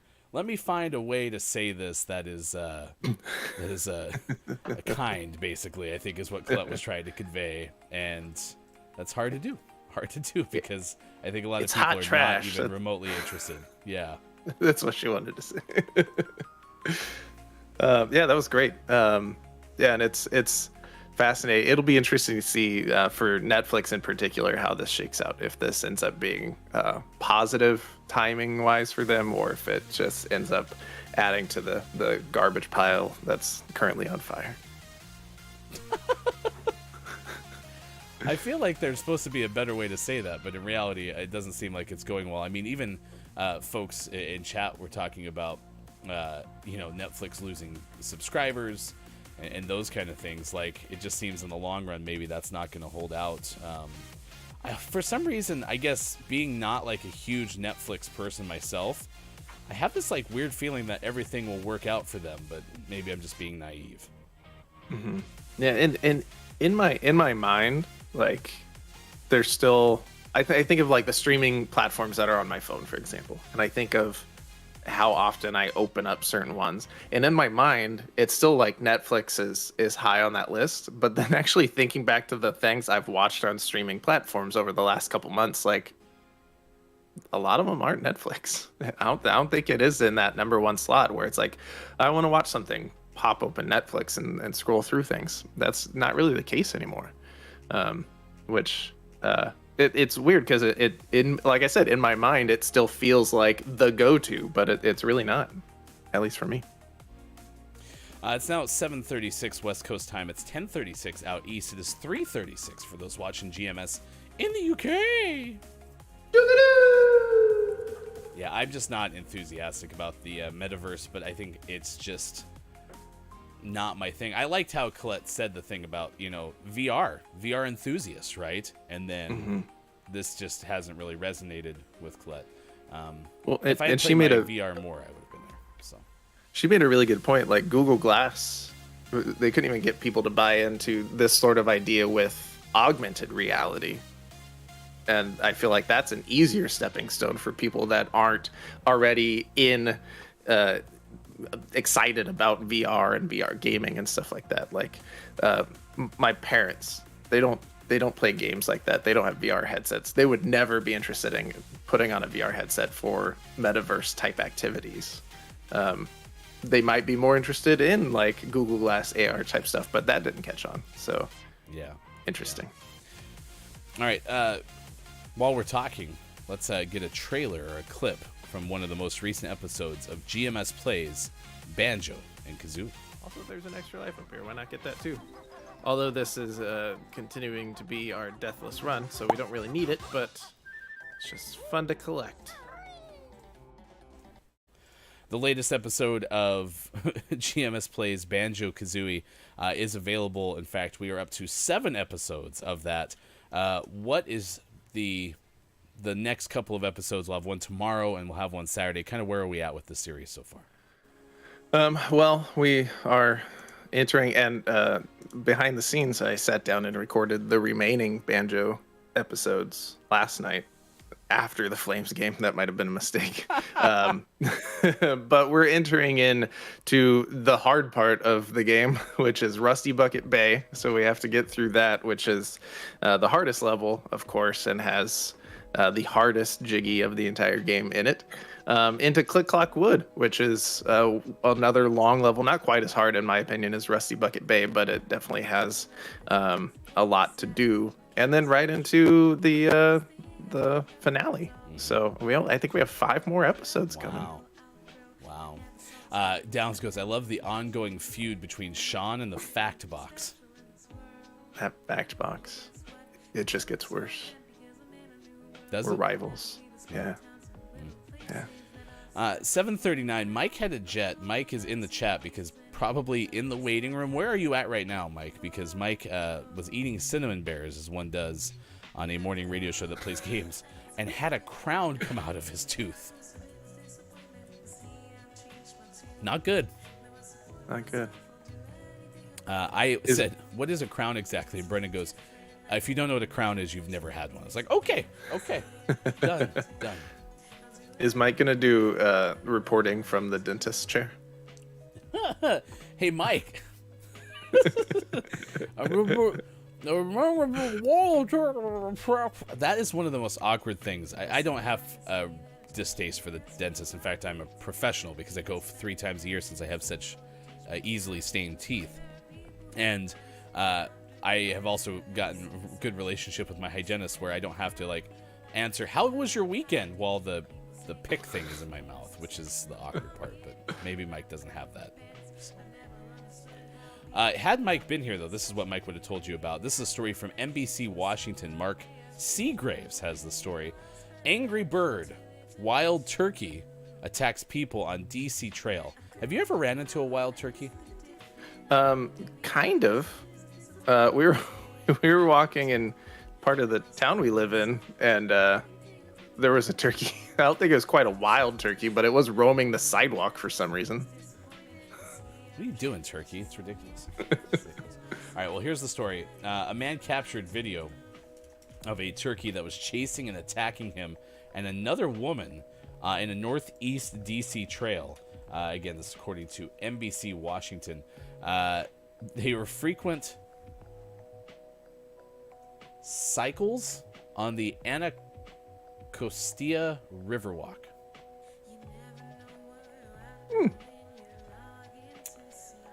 It's a member of the DC go-go band Rare Essence. Story's complicated. What is your favorite Rare Essence song, Sean? It's the one that goes boo boo boo boo boo boo boo boo boo boo boo boo boo boo. Love that one. It's called Madness from Epic Games. One. On the recent trip, though, it was unlike any other he had had. Quote, just riding along the path, this gigantic turkey just kind of like jumps up towards my face, almost claws me in the face. So kind of knocked me off my bike, and then it proceeded to chase me around for like 5 minutes. The person then said the turkey went after a nearby woman who tried to fend it off with her bicycle. The encounter was caught on video. Quote, I put my phone down. I picked up the biggest twig. It's already bad when you're calling the twig big because the twig in my brain just goes, it's itty bitty, like it's like a twig. It's small. A twig. Yeah, it's not a branch. It's a twig. And started whacking the bird twice. Now I'm picturing a Q-tip hitting a turkey in the face. The turkey eventually ran into a bush. The person said he and the woman have repeatedly asked why they didn't just run away. Quote, they can be very aggressive, very fast, and you've just never been attacked by a turkey before. Didn't have any experience, huh? There you go. Someone else said if the turkey approaches you, I just try to back up and move away. It's a big bird. They do have spurs. They can run and they can fly. Big Bird? Was Snuffle Can't believe they met there Big too? Bird. Now it just sounds, it's Big Bird in a cowboy outfit. Big Bird with spurs. Sounds like something that's going to be on HBO Max. Like Cowboy Sesame Street. Yikes. Surely Big Bird's dressed up like a cowboy at some point in the 50 years Sesame Street's been on. K-Laugh, if you would be so kind, could you find us footage of Big Bird wearing a cowboy outfit, please? Thank you. Good morning to you, Apollo. Someone brought up Pet Goose on a leash to my store once and went to say hi, and I bit the cuff of my pants. And it bit the cuff of my pants when I walked away. A pet goose, huh?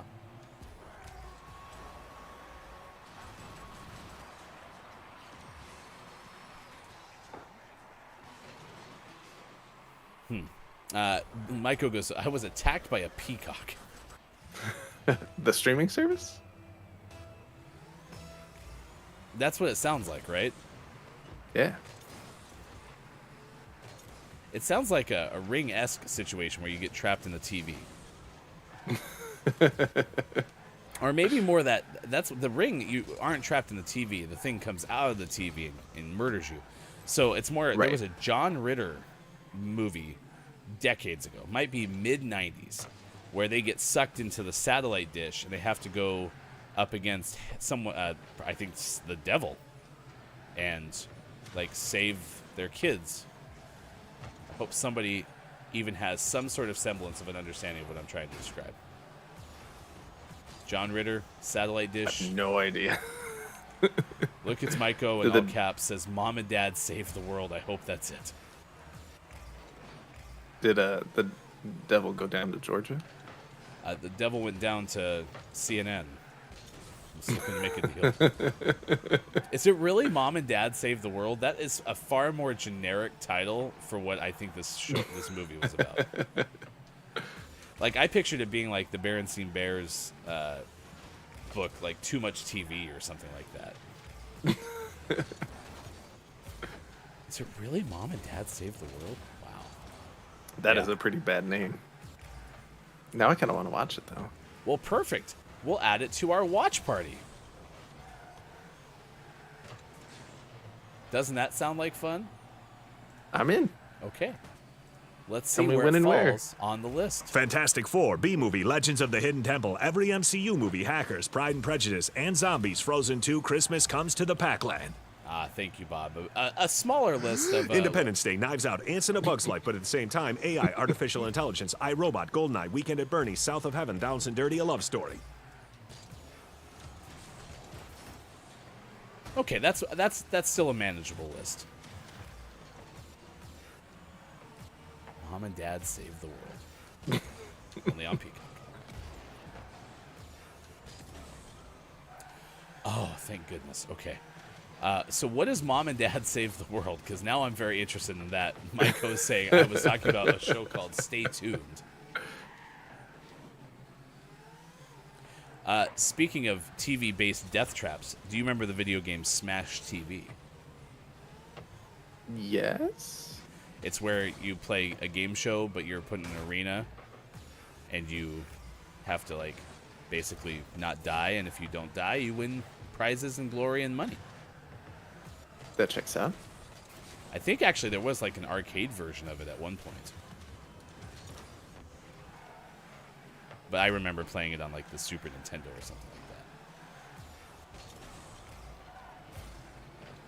that. Mom and Dad Save the World is where two parents avoid a truck and are launched into space and have to fight John Lovitz to escape.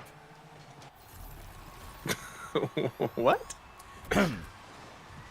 While planning to destroy Earth with a gigantic laser beam, Emperor Todd Spango, ruler of the planet Spango, catches a glimpse of housewife Marge Nelson and becomes smitten with her. Beaming Marge and her husband Dick up to the Spurgo from California, the daft, dim-witted leader tries to woo her and sends her spouse to prison. Soon Dick is plotting an insurgency in hopes of overthrowing Spango and rescuing his wife. John Lovitz, Jeffrey Jones, Terry Garr star in Mom and Dad Save the World. In space. Space. Space. Planet Spango.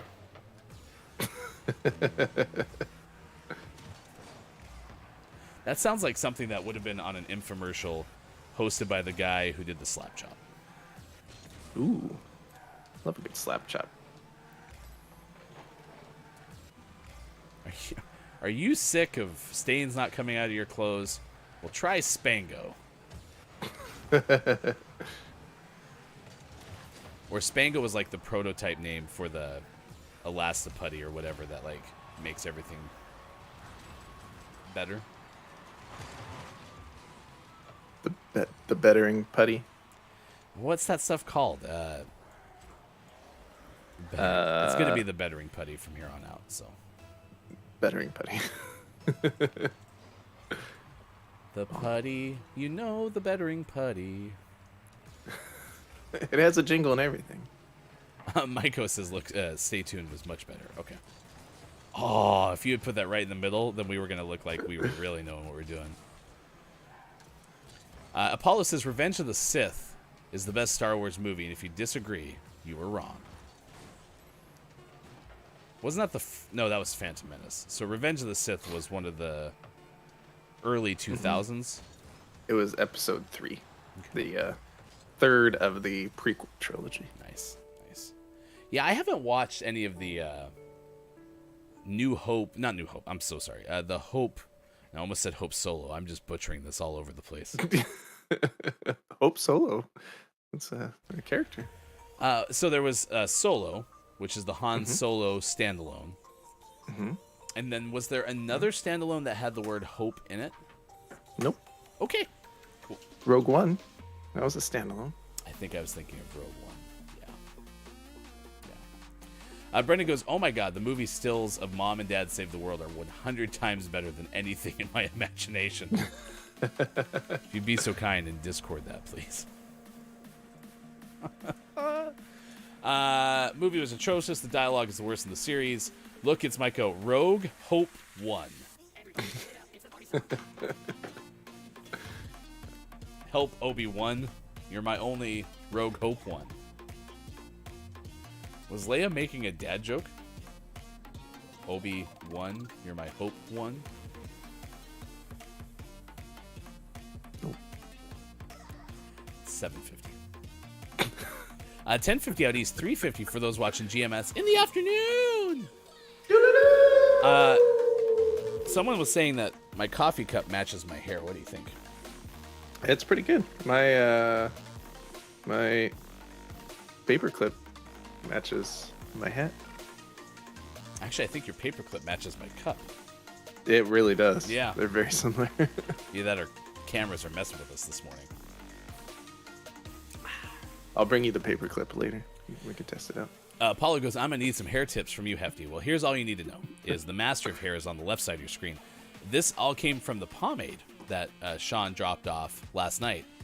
And then I put a little touch of that right here on the tip of my forehead, which is how I got the cool purple and pink hair yesterday. And then I added in some Cypress Coast men's natural shampoo from Dr. Squatch. And now my hair looks like this. It's pretty good. Does anyone have my Dr. Squatch soap?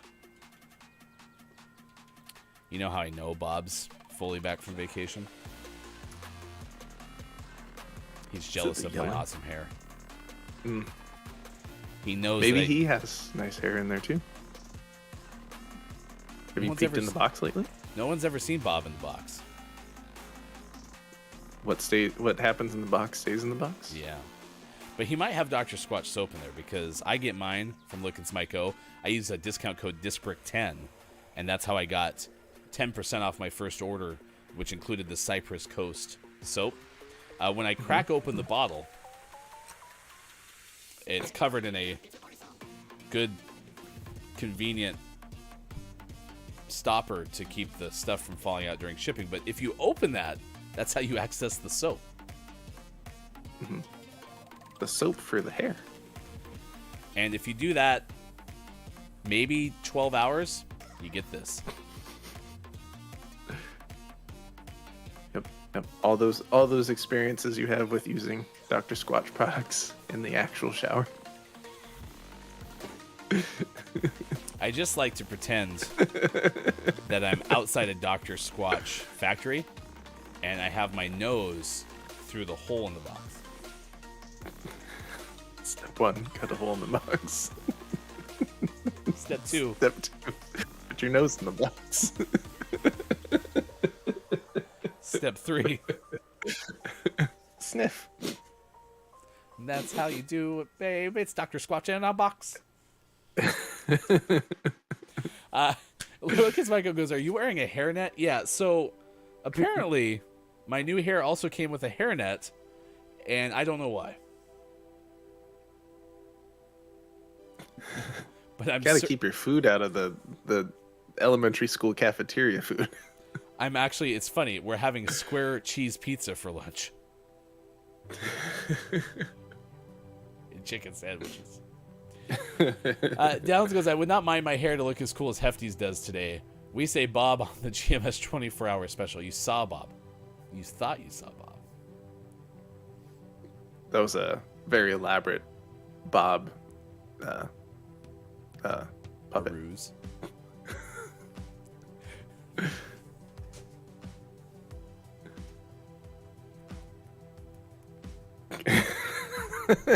It looks just like Bob. Apollo, step 3, inhale vigorously. Brendan, it travels with a hairnet to avoid flyaways. You take it off when wearing it, put it on while storing. Of course, Brendan. Everybody knows that who's ever had amazing hair like I have. Definitely didn't ask anybody what the hairnet's for.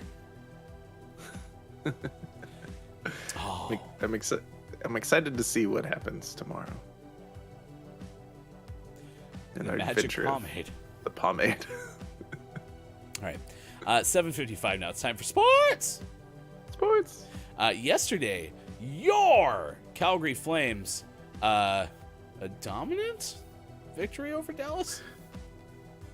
It doesn't look that way by the scoreboard, but having watched the game, it was pretty dominant. Man. I felt iffy the whole time, so maybe you and I got different reactions. I was not comfortable with that game in the least. Maybe it's just because it was a one-score game. Yeah. But it definitely would have felt better being 3-0. Yeah. I feel like Dallas had a lot of extra skaters. They sure did. Yeah, lots of power plays last night. The rumor is if you want to win hockey games, try not to give the other team extra players. I don't know, just spitballing. Apparently, the game of the night was in New York. The Rangers lost in triple overtime to the Pittsburgh Penguins, 4-3. That was game 1 of the East Division semifinal. Washington wins at top-ranked Florida, 4-2 in the other semifinal. So Washington has a 1-0 lead. And then Colorado, the Avalanche, top seed in the West, 7-2 win over Nashville. So both top seeds in the West won. The top seed in the East lost yesterday. Yeah. It was a good night of hockey. Quiet will try to see the Lightning even things with Toronto today at 4:30. That is 30 minutes after Boston and Carolina drop the puck on ESPN. St. Louis, Minnesota, and Chris M. Yee's LA Kings try to go up 2-0 on the road at Edmonton. Go Kings, go! Because get wrecked, Oilers. Yesterday, did the Mets win? Nope. Close. Yesterday, the Mets won, not only won, but they won twice and are the only team in Major League Baseball to win every single series this season. Wow. But see, what you don't know is two wins cancel each other out. So I was right. 5-4 over Atlanta, 3-0 over Mets. You are all correct. Everyone's just right. You get a gold star. You get a gold star. You get a gold star. Austin Attack 12's New York Yankees defeated the Toronto Honey Badgers 9-1 at Skydome.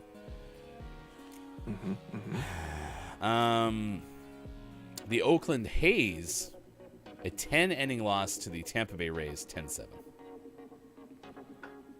And at home, the Baltimore Orioles, a 7-2 loss to Minnesota. Ouch. Meanwhile, former Chicago Cubs managerial legend Dusty Baker won his 2,000th game yesterday. The 12th skipper, Major League history to do so, and the first black man to do it as well. The benchmark victory, according to the Associated Press, as Houston won 4-0 over the Salem Mariners, comes more than 29 years after he collected his first win. That was April 6th, 1993. San Francisco beat St. Louis 2-1. Nice. Let me look. Any other sports? This was reported yesterday by Mike Tyrann Matthew, the actual Honey Badger, 3-year, $33 million contract with the New Orleans Saints.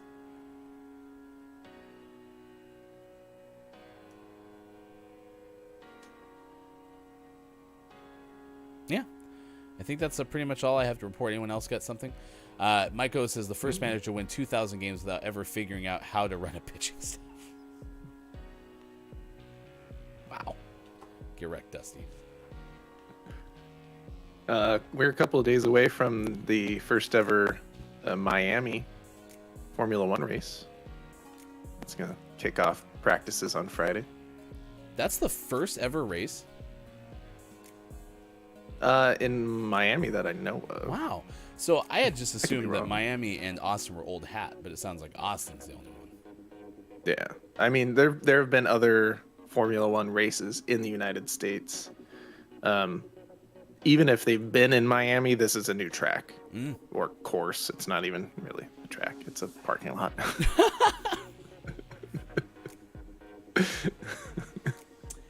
That's what they should do sometime with an old mall. We were in a mall in California, which is the first mall I've been in quite some time. And they could take the parking lot, but then also open up the mall itself. Yeah.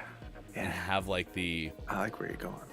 In fact, actually, mall expert Chris M.E. told us that is the Back to the Future mall that we were at. Oh. The one that had the... Nice. It was like Lone Tree or something like that, or two trees, and then they hit one of them, so then it became Lone Tree Mall. Yeah. Double Pine, Lone Pine. Yeah. So. That's cool. Yeah. So I think should go back. That should be the F1 thing: is buy an old abandoned mall and drive the whole thing through the mall. Race through the mall. I like it. They have to go up the escalators, though. That's my only requirement. All right. We'll come back next hour. We'll play some community games. We will have takeaways that were pretty okay, clip of the day, and also Gaming Morning Show, Morning Gaming Renews. Mike had to leave. He has to go get his crown. Yeah. I hope they don't put it on top of his head. That's the wrong place. He had too many cinnamon bears. Were at least the cinnamon bears good, Mike? Curious about that. Yeah, was it worth it? Yeah. All right, stick around. We have it coming back in one break from now. It's Wednesday, the weekend of the week, May 4th, 2022. This is Gaming Morning Show, Facebook Gaming, Twitch, YouTube, Twitter, and at gamingmorningshow.tv.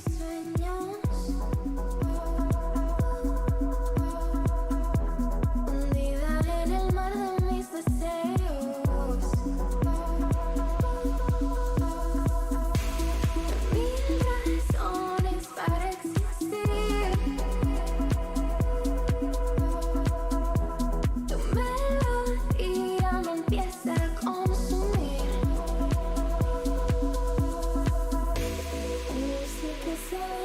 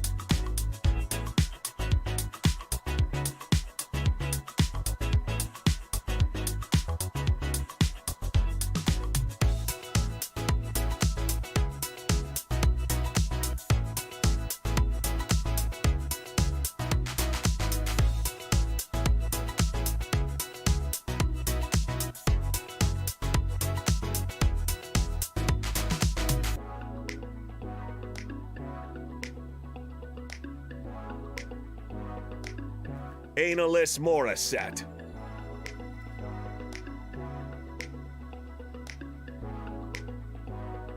Mules are better than horses. Maiko, don't you think that's true?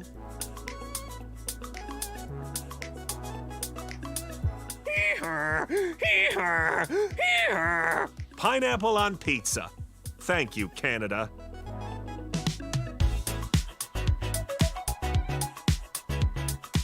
Coming soon from GMS, GMS Movie Festival, where we talk about watching movies, but never actually watch them. Join us over at Hefty Goop's Place You Can Eat. Cup steaks, banana split in a bucket, and Scrapple and Snapple. Not a chance I'm eating Scrapple. And join us at Candy Bar, located next to Hefty Goop's A Place You Can Eat. Fondue is a river of dip, always on the move. Hashtag dips don't drip. Hefty is so wrong. Coming up on Gaming Morning Show, community games, words on stream, and GMS Morning Gaming Renews. Get ready for your takeaways that were pretty okay, and the clip of the day. Find GMS on Facebook Gaming, Twitch, YouTube, and GamingMorningshow.tv. Time for hour number 3, right now. Morning, gamer! Welcome in. It's Gaming Morning Show. It's the Wednesday edition, Wednesday, May 4th, 2022, otherwise known as May the 4th be with you. It's Star Wars Day, and so we are celebrating, kind of, with best Star Wars movie or Star Wars thing. But we did tell you how the actor who has portrayed Emperor Palpatine said that there's a very good chance that if you watch an upcoming Disney Plus series, I wonder which one he's talking about. Palpatine Probably Moon Knight. I don't know what's wrong with me, but every time Mike or you or whomever says Moon Knight, I hear Shyamalan. And I want it to stop. I don't want that to be the case, but I hear Moon Knight Shyamalan, and it's driving me nuts. You should just stop. Just don't hear it anymore. Okay, thank you. Yeah. I'll try my best to do that. Yeah, according to comingsoon.net, quote, there's a certain show coming soon, set right around the time I may have been considered to be very active, the actor Ian McDiarmid revealed. Quote, whether or not you see my physical body, I cannot comment on, but you will certainly feel my presence. Get your presence off of me. Consensual presence, please. Also, Spider-Man 3 came out this day 15 years ago, and I was right. If you look in the Discord, I found an example of the launch edition. That I didn't remember, but apparently it was the launch edition of PlayStation 3, the 40 gigabyte model. Came with Spider-Man 3, and the 3 in Spider-Man 3 and the 3 on the PlayStation 3 are the same 3. 3. That's right.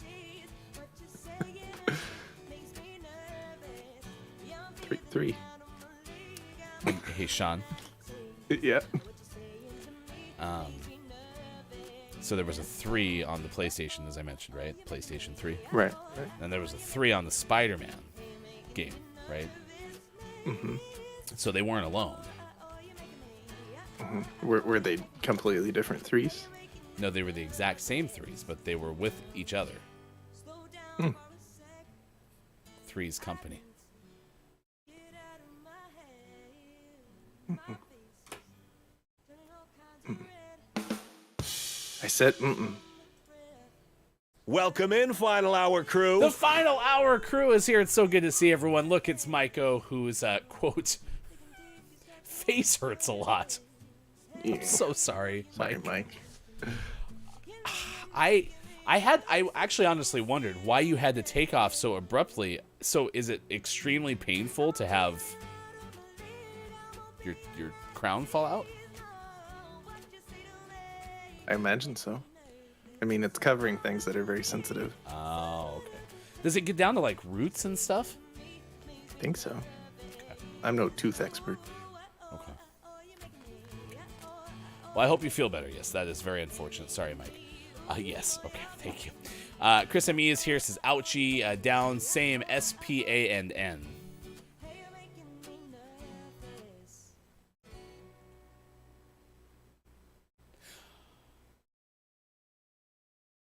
Hello, FHC. Apollo is here. Hey, it's Brendan _TTV is here. Quiet I Am Gaming. I am JF Downs, I just mentioned, and many, many others. Thank you so much for being here. If you missed our interview with Colette Bennett, you can find it later on our YouTube page. Colette also told me that there is a podcast that Colette does on, the internet, where podcasts are sold and all that stuff. And so if you go to Colette's Twitter page, you can find a link to it. Colette and Matt have entered the chat, I believe, is their podcast. So be sure to check that out. It is live as of April 5th, 2021. So be sure to check that out. Colette Bennett on Twitter. We good? Nice. We covered all our bases? I think we got it all. All right, let's play some Rocket League, and then we're going to play some words on stream. So if you aren't ready, get your Twitch app into low latency mode, or get to a computer, or upgrade your internet in the next 7 minutes so that you have the best chance to be successful with words on stream. Words on stream. Does need a jingle, doesn't it? Yeah. Hello, FHC. Dungeon Meowster KJ is here. It is good to see you this morning on May the 4th be with you. Today's topic of the day, Star Wars Day. What is your favorite Star Wars movie or thing? I still say I think Robot Chicken. I liked my answer. Yeah, those were quite good. And the Family Guy ones were good too, but the Robot Chicken ones were fantastic. Now, I did have a background in Lutheran Christianity. And there was a sequence that would always happen when we were in church. And you go, peace be with you. And then someone would say, also with you. So when Blaze jumps into the final hour crew and goes, may the 4th be with you, my brain went, and also with you. Makes sense. And you. And all the Jedi said, amen. KJ's favorite things, OG Yoda and Jar Jar Binks.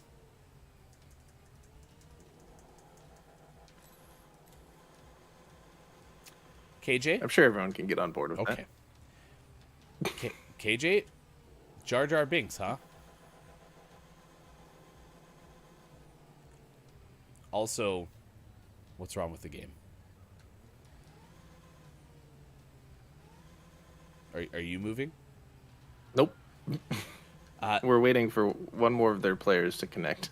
Oh, okay. Because it showed everyone's ready on my screen, and I was very confused. Here we go. It's time for 30 seconds of direct eye contact with this Rocket League screen. KJ, yeah, I said what I said.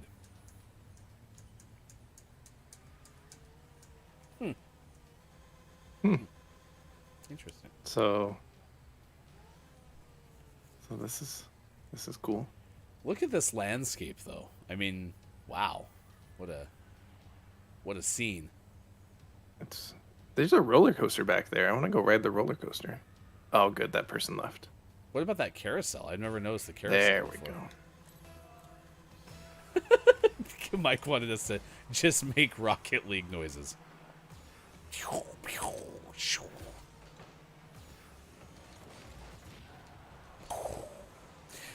Blaze goes, I was swinging my lightsaber last night because I finally got it. Brandon had to remind Blaze, this is the family program. You can't just swing your lightsaber like that. That's good. That's good. Nice.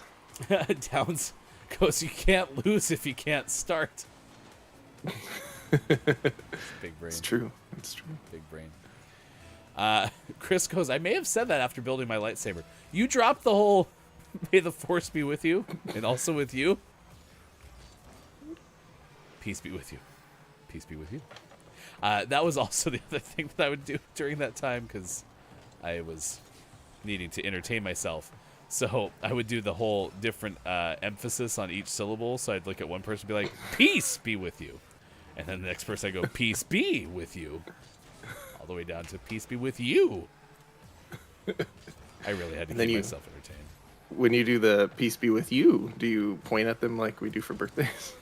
No, but I will now. I haven't been to that kind of service in a long time. But if I ever get back, I'll be like, no, peace be with you. I want to be there for that. Okay. I'm going to take Shaw to church. Brendan goes, nobody wants a floppy lightsaber. No, we should go back and watch the first hour and see Mike's lightsaber. Mike's lightsaber needed to consult a doctor.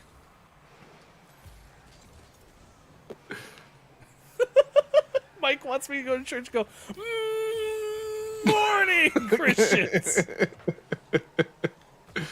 I also want to be there for that. Oh, that's good. Okay, so we've seen the monster in black before, but you know that just reminded me of was like wasn't there like a smog monster in like Ferngully or something like that? Yeah. That's what that reminded me of. Yeah, I think I have like 20 more levels to get the black one. I think it looks cool. Is there a purple one? Do you know? Not that I've seen, but I can't see them all. Okay. Morning, Christians. I just hope I'm never in a place where it's inappropriate, like church, or like a wedding or something, and someone accidentally says "in the UK." Oh no, I'm gonna be obligated to yell at doodle-doo. I mean, listen. At this point, anyone who says major or general something, I salute at. So if it happens to be at a wedding or something, I'm saluting. I'm sorry, it's just a habit. Have to do it now. We're here to join these two people together after they met one another during trips in the UK. I mean, listen. It's better than. We will remember this man for all he contributed and all of the time he spent both here and in the UK. A somber doodle-doo. Chris goes, that almost looked like Ryan avoided the ball on kickoff on purpose.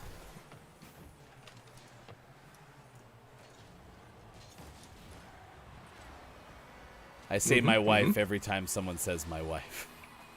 I hope I never go to a funeral for someone's wife.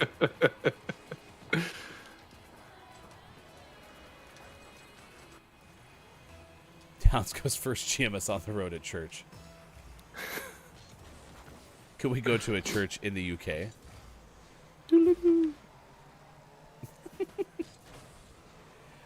K-Laugh wants the following: Doodle-Doo plus a sad trombone mashup. So let's take you in our mind's eye to the funeral. Dearly beloved, we are gathered here today to celebrate the life of Zeeks. Zeeks was a fantastic individual, played a lot of Rocket League, was known for his 2-goal game once on a gaming morning show, and went by the nickname Rocketeer. We will always remember Zeke's contributions, both in video games and his homeland in the UK. Doodle-doo.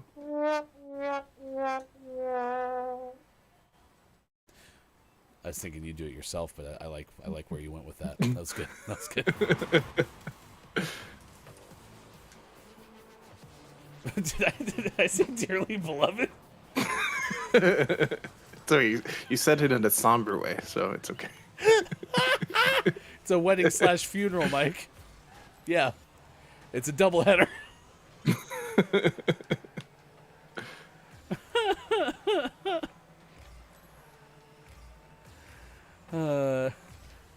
Did the Mets win? Yep. And they got married. KJ goes, I also do making my way whenever someone says something close to sounding like Is that the making my way downtown, or is that something that I don't know about? Nah, I think that's what she's referring to. Yeah. I didn't know if like wherever my wife came from also had a making my way. So.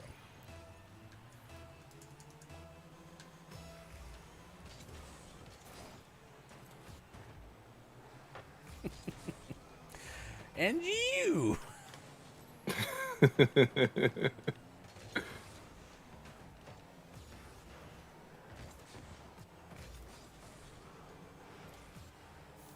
Dearly beloved, we're gathered here today to play Rocket.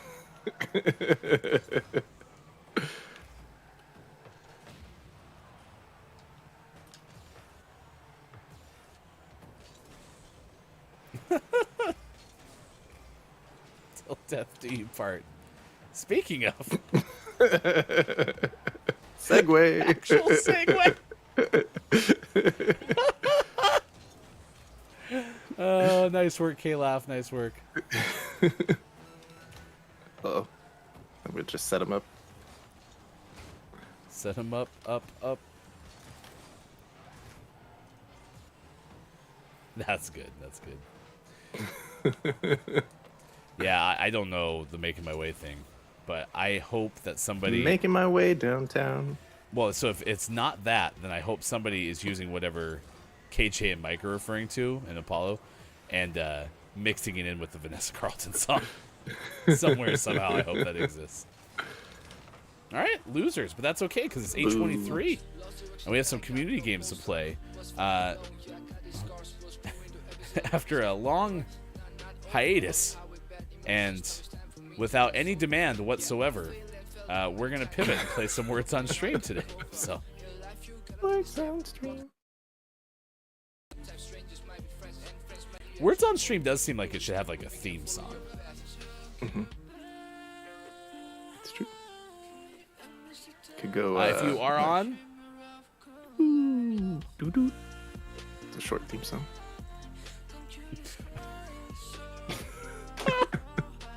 the world's shortest theme song. If you are on Twitch, please go to low latency mode. You go to the little gear icon in your Twitch app, and you'll be able to do that. And then we will show you a series of tiles. And on these tiles are letters.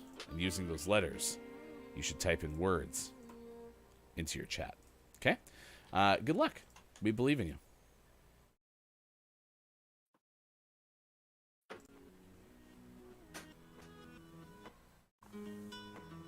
Now, I can see ahead, and I don't want to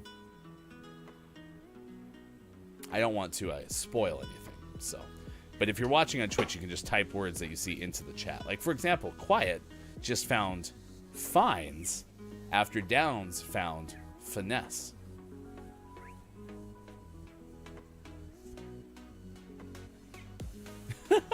Sports on Stream.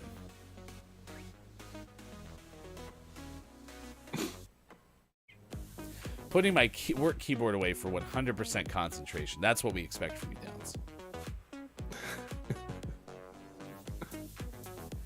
Chris finds fins. Sports.gaming finds sense. And Downs is on the board twice with C's. Now K-Laugh comes through with signs. As in cosines, signs, and signs. And then Sports.gaming dropped the S. That's what I do. Drop the S. Quiet I'm Gaming steals fees from Chris ME, just narrowly edging out Chris for that spot. Oh, by the way, if you've never played this game, I want to save you the trouble that I went through. And that was where I didn't realize these are in alphabetical order by size until we played this game 38 times.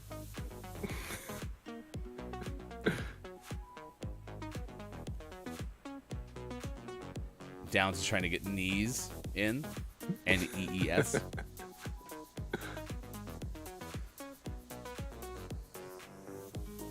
Is FIES something like FIES? Because fees, oh no, that would be, it'd be FEIE or something like that. Like it'd have to fit between FESS and FEES. see. All right, we got 9 of 15. Forget, is this one that tells us what we missed? No, as I say, that's what I remember. As I wish it would show all the words that we missed. So, We'll never know. but how's it feel to be atop the leaderboard? Me? Yeah, they call you the Charles Leclerc of words on stream. Wow. I don't think I've ever been in first place even for one round. I'll take it. Congratulations. How's it feel up there?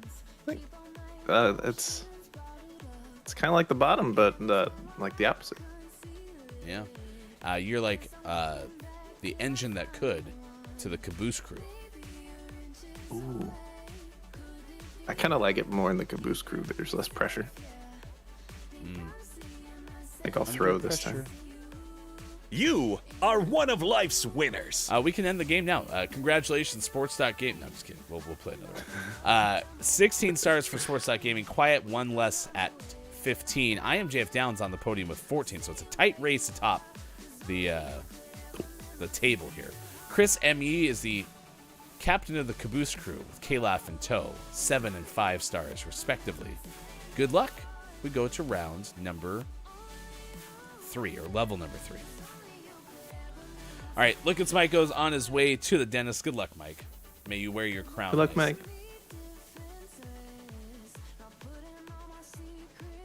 I hope you get a good crown.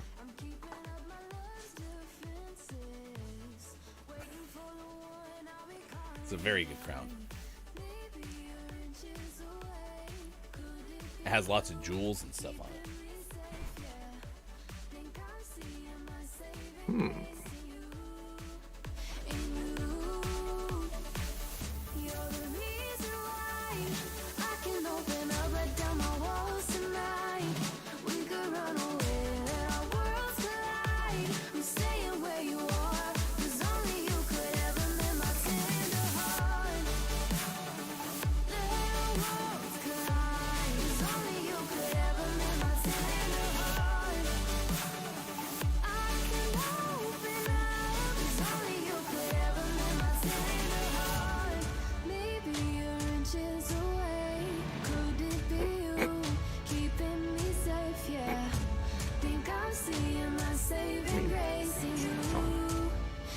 Technically, the letters make it up. I think we have a chance of getting them all this time. Did you just guess them I both? sure did. I sure did. What if it was on there? What if it was on there? There was some thievery. K-Laugh jumped ahead of Brendan for filmy. Ooh. Like I went to go take the pomade out of my hair, and it was still filmy. Nice work, chat. 68 out of 43 in level number 3. We get 2 stars. We'll advance to level number 6 next. No, level number 5. K-Laugh and Hey It's Brendan _TTV. Speaking of that duel, both 19 stars apiece. Chris M. Yee roars back with 14 stars in level number 3. Sports.Gaming. Nice. A little bit slower that time. But you said you were trying not to be epic, right? Yeah, see, I was throwing. I was really banking on that MILF hit, and it didn't work. And then Quiet I'm Gaming has 7 stars. So you're leader through 5 levels, or at least level 5's coming up next. Sports.Game with 25 stars. We'll do one more round here. K-Laugh has 24 stars. Quiet I'm Gaming at 22. And Chris M.E. just off the podium at 21 stars. Hey, it's Brendan _TTV. Got all of Brendan's stars in that round. Now the leader of the Caboose crew, right ahead of JF Downs. Here we go. Level number 5. KJ says, BTW, Ryan, your hair today is looking pretty fly. I'm very proud of this one. The pomade that our friend Sports.Gaming gave me is pretty magical. I'm excited to see what it does tomorrow. It's very inconsistent. First day of pomade, Sports.Gaming gave to me. The Cypress Coast, though.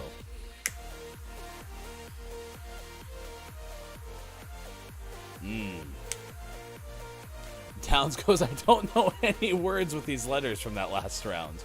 He figured it out eventually. And you got Tier just now, or Terra, one of the two.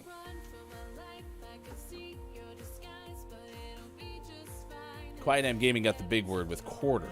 Brendan with truer and court. Nice work. Quiet's on the board twice and now 3 times with true and another word. Brendan has rear and Sports Gaming just got rate.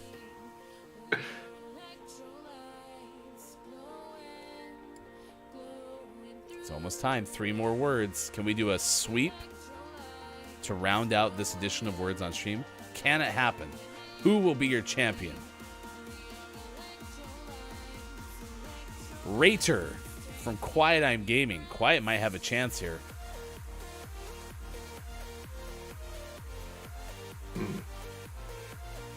It's got to be above rate, right? Could it be rare? Yeah.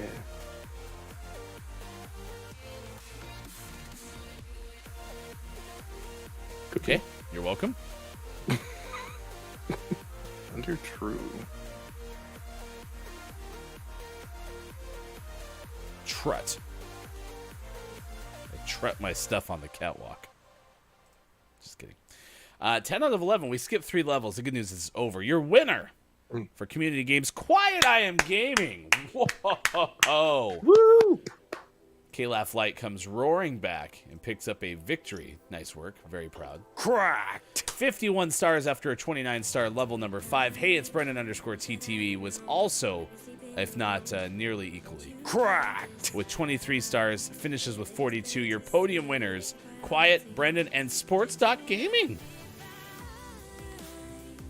Pushing for 3. Ding, ding, ding. Kind of despite your best efforts, so you were trying not to finish the top 10. K-Laugh finishes in 4th. Chris M. Yee, leader of the Caboose crew, ahead of I Am JF Downs. So there you go. All right, Sean, we will look for you on YouTube. You can watch the YouTube exclusive from GMS Plays. Banjo-Kazooie, Episode 8 will be out tomorrow. Episodes 1 through 7 are out now. Don't get in too much trouble with that that fun fact box. No, we'll see. We're at odds. We'll see how it turns out. All right. Everyone, please say goodbye to Sean and Bear Bear. Bye. Goodbye. Bye. Goodbye. Goodbye. Goodbye. Miss you. Goodbye now. Goodbye. I'm Hefty Goof, and I have nice hair, and I will take you the rest of the way, thanks to Sean working on my do. We are wearing our wig, and Sean is wearing a hat because you were so kind as to help us raise over $500 for the Trevor Project. Find out more about the Trevor Project at thetrevorproject.org. We still will do more fundraising when we do the next Resident Evil Village, since we didn't get a chance to do that within the week of our fundraiser, so look for that. No promises how soon, but we do have a schedule for Sports Doc Wife, which means if Sports Doc Wife is gone, then we might have a chance to play. The NHL playoffs will definitely hinder our ability, because if I do have an open night and the Flames are playing, I'm going to try to watch the Flames, but we'll do our best. We'll do our best. It's 8:35 West Coast time now. It's 11:35 out east, and it's 4:35 for those watching GMS in the UK. Brendan goes, I really appreciate that Ryan doesn't wear hats transformed into Ryan invests in a collection of wigs. That's true. I am fitting the criterion. Is there just one? Now, I didn't say anything about wearing new hairstyles and hats, but I feel like this is kind of taking away from the aesthetic. I don't know what this hair reminds me of. I almost feel like it's a Dr. Seuss character, but I can't quite put my finger on it. But if I were to try to make a poem Dr. Seuss style, it would have something to do with a boat. So. KJ says, I have 3 more wigs if you need it. KJ, I've never wore a wig in my life.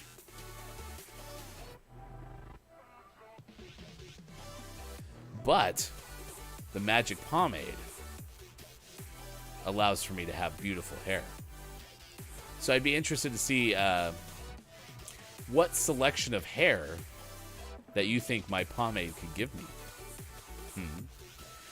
Paulo, after the first wig, it all goes downhill from there. I thought it was super cyan. I'm sorry, I don't know what that is. Towns, oop, hat, that means 4 more weeks of winter. No. Actually, the winter's better than the summer. So, all aboard.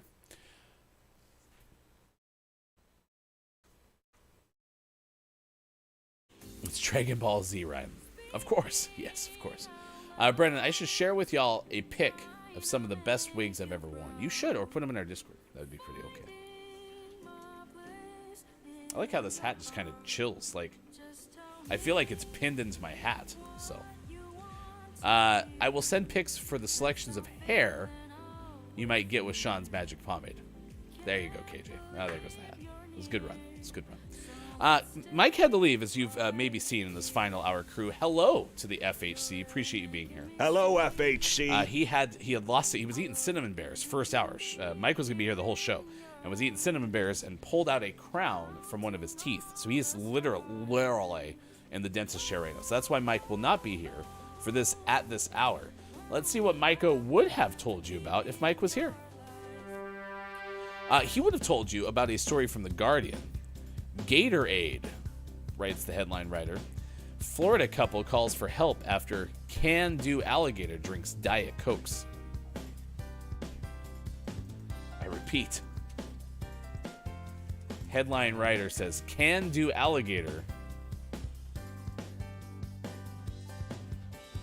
drinks Diet Cokes. Interesting. All right, let's see what this one's about. A gregarious Florida alligator seemingly could not wait for a family's party to begin. So it slipped into a garage where supplies were being stored and chugged down a slab of Diet Coke. What? The uninvited guests surprised Naples homeowners when they opened their connecting door from their home after hearing a crash. WINK News reported. By the way, that spells wink. So this story is from Wink News. Quote, I opened the door about a quarter way, peek my head in, and there's an alligator. It's an 8-foot alligator. It was backing away with froth from the cans all over the floor. The couple had purchased several slabs of soda for a party a few days later. Quote, there was Diet Coke spewing everywhere because the gator tore open the box and had a few cans. Probably thought it was beer, maybe. End quote. New quote. We were all standing there like a scaredy cat. People had sent me texts and emails. They have all the comments like, what a great birthday present. You have to remember, Sean had an alligator or crocodile, we're not quite sure, named after him on Mike's Adventures. The alligators believed to have sneaked into the couple after the couple returned from walking their dog and neglected to close the garage door. The group said they had recently moved to the area from Chicago and were not aware of the danger of leaving the garage door open.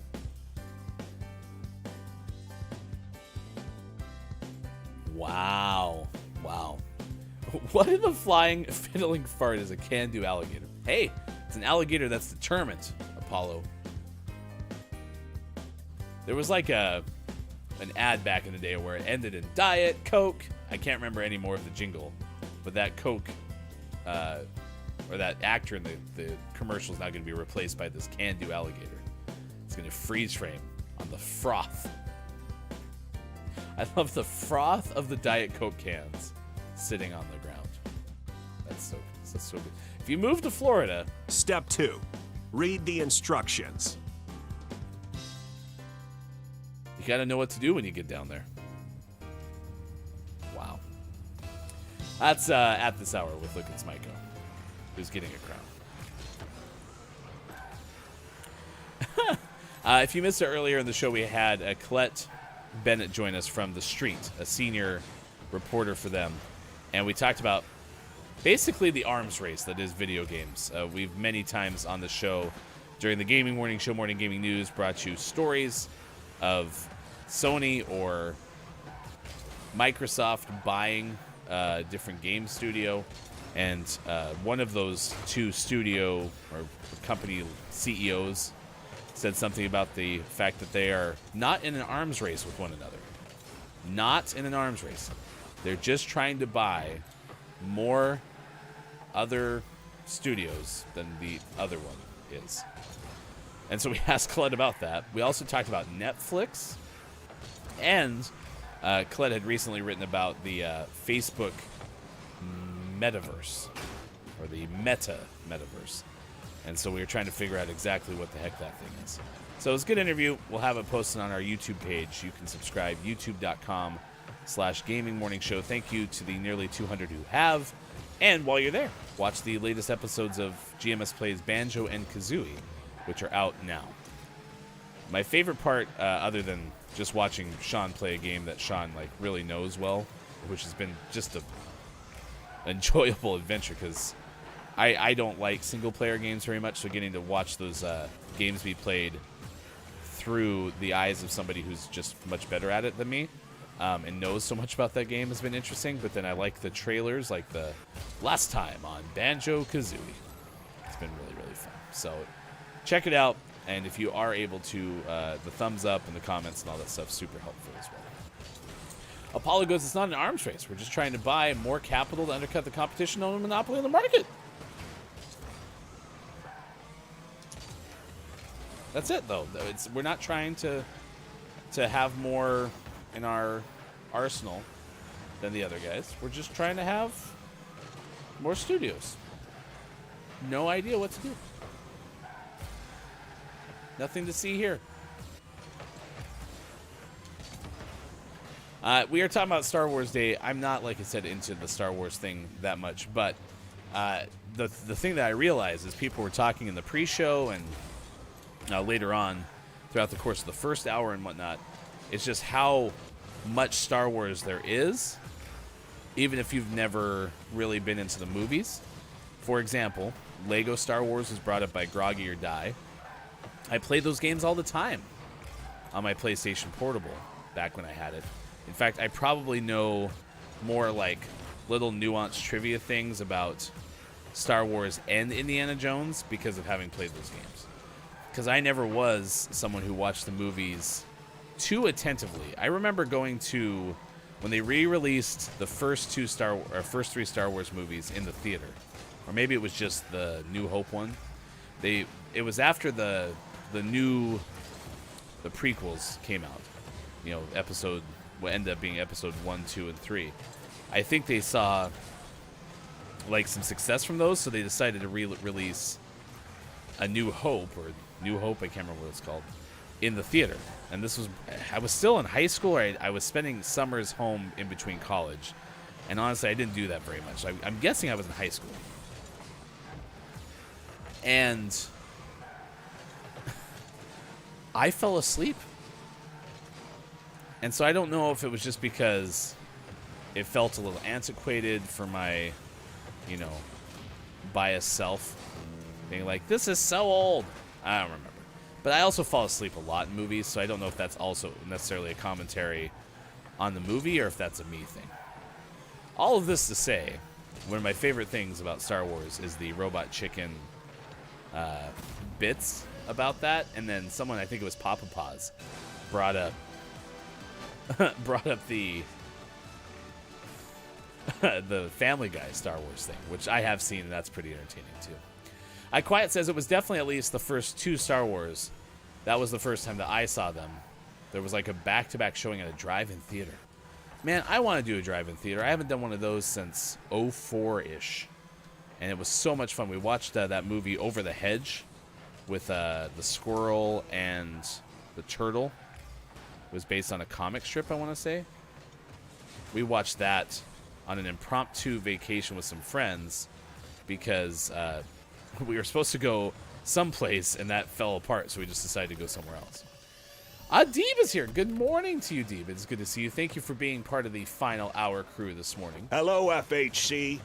It's great to see you. Today is Star Wars Day. It's May the 4th.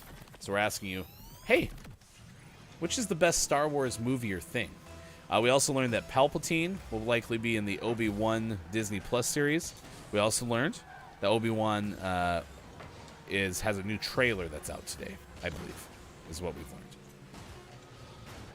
learned. We also learned Spider-Man 3 turns 15 today. So, good stuff, good stuff. Apollo says, I remember the first time I saw a Star Wars movie, and I remember seeing everyone struggling in a trash chute, and I watched Vader kill Obi-Wan. Wait, what happened in this movie of yours? Surely you can't be serious. Spoiler tease! You know, Socrates' brother. Kind of a jerk. I got hooked because I thought the lightsaber fight was super cool. The lightsabers are really cool. And it was neat to see some folks who we know, some regulars to the show in our audience, go down to California and make lightsabers. And then look at each other and say, may the 4th be with you, and also with you. And all the Jedi said, amen. I was like, ooh, cool laser swords. Brenda goes, Deeb, I got a new job. Let's go look at plants. Deeb, Brenda, I was not aware that you have a new job. Congratulations. New job vibes. Quiet's also going through a job search, so hopefully everything's going well there too. May the 4th be with you, and also with you. Deeb, I saw you the other day in another stream, but I don't remember where, and I didn't say hi because I just don't feel like chatting. Well, hello on behalf of all of us here at Gaming Morning Show. So, all right, takeaways that were pretty okay, chat. What is something you learned from this edition of Gaming Morning Show? We are going to wrap things up and then send you over, if you're watching on Twitch, elsewhere today. We told you stories today about a bear that went through a truck and closed itself in a car outside a Connecticut home. Quote, he definitely let loose in there. Sounds gross. We also told you a story from NBC Washington about an angry bird. There were wild turkeys that attacked both a man and a woman on a Washington, D.C. trail. Somebody said, quote, they can be very aggressive. They can be very fast. Turkey apparently ran into a bush. And then somebody had picked up a, quote, biggest twig and started whacking the bird with it. And then, of course, the alligator story from just moments ago. Today is 45 day, just 45 day. K.I.N.D Day, National Candied Orange Peel Day, National Renewal Day, Petite and Proud Day, International Firefighters Day, Bird Day, National Orange Juice Day, National Weather Observers Day, National Bike to School Day, and National Interpreter Appreciation Day, in addition to being Star Wars Day. I did not like how National Orange Juice Day and National Candied Orange Peel Day are on the same day. I think they should spread those out. We need to get everybody involved in the orange lobby to figure that out, because we don't need to have them this close together. So. Final interview with the manager tomorrow, says Quiet. Wow. Gonna have quite the run on jobs. Nice work. Congratulations to all those who have gotten jobs. Brenda goes, I did get that job and put my notice in this Monday. Congratulations, and I hope everything goes well for you. All right, let's do the Gaming Morning Show Morning Gaming Re-News. If you missed any of this, this is a recap of the video game headlines of the day. We do this in the 6 o'clock hour with hashtag video game expert Sean.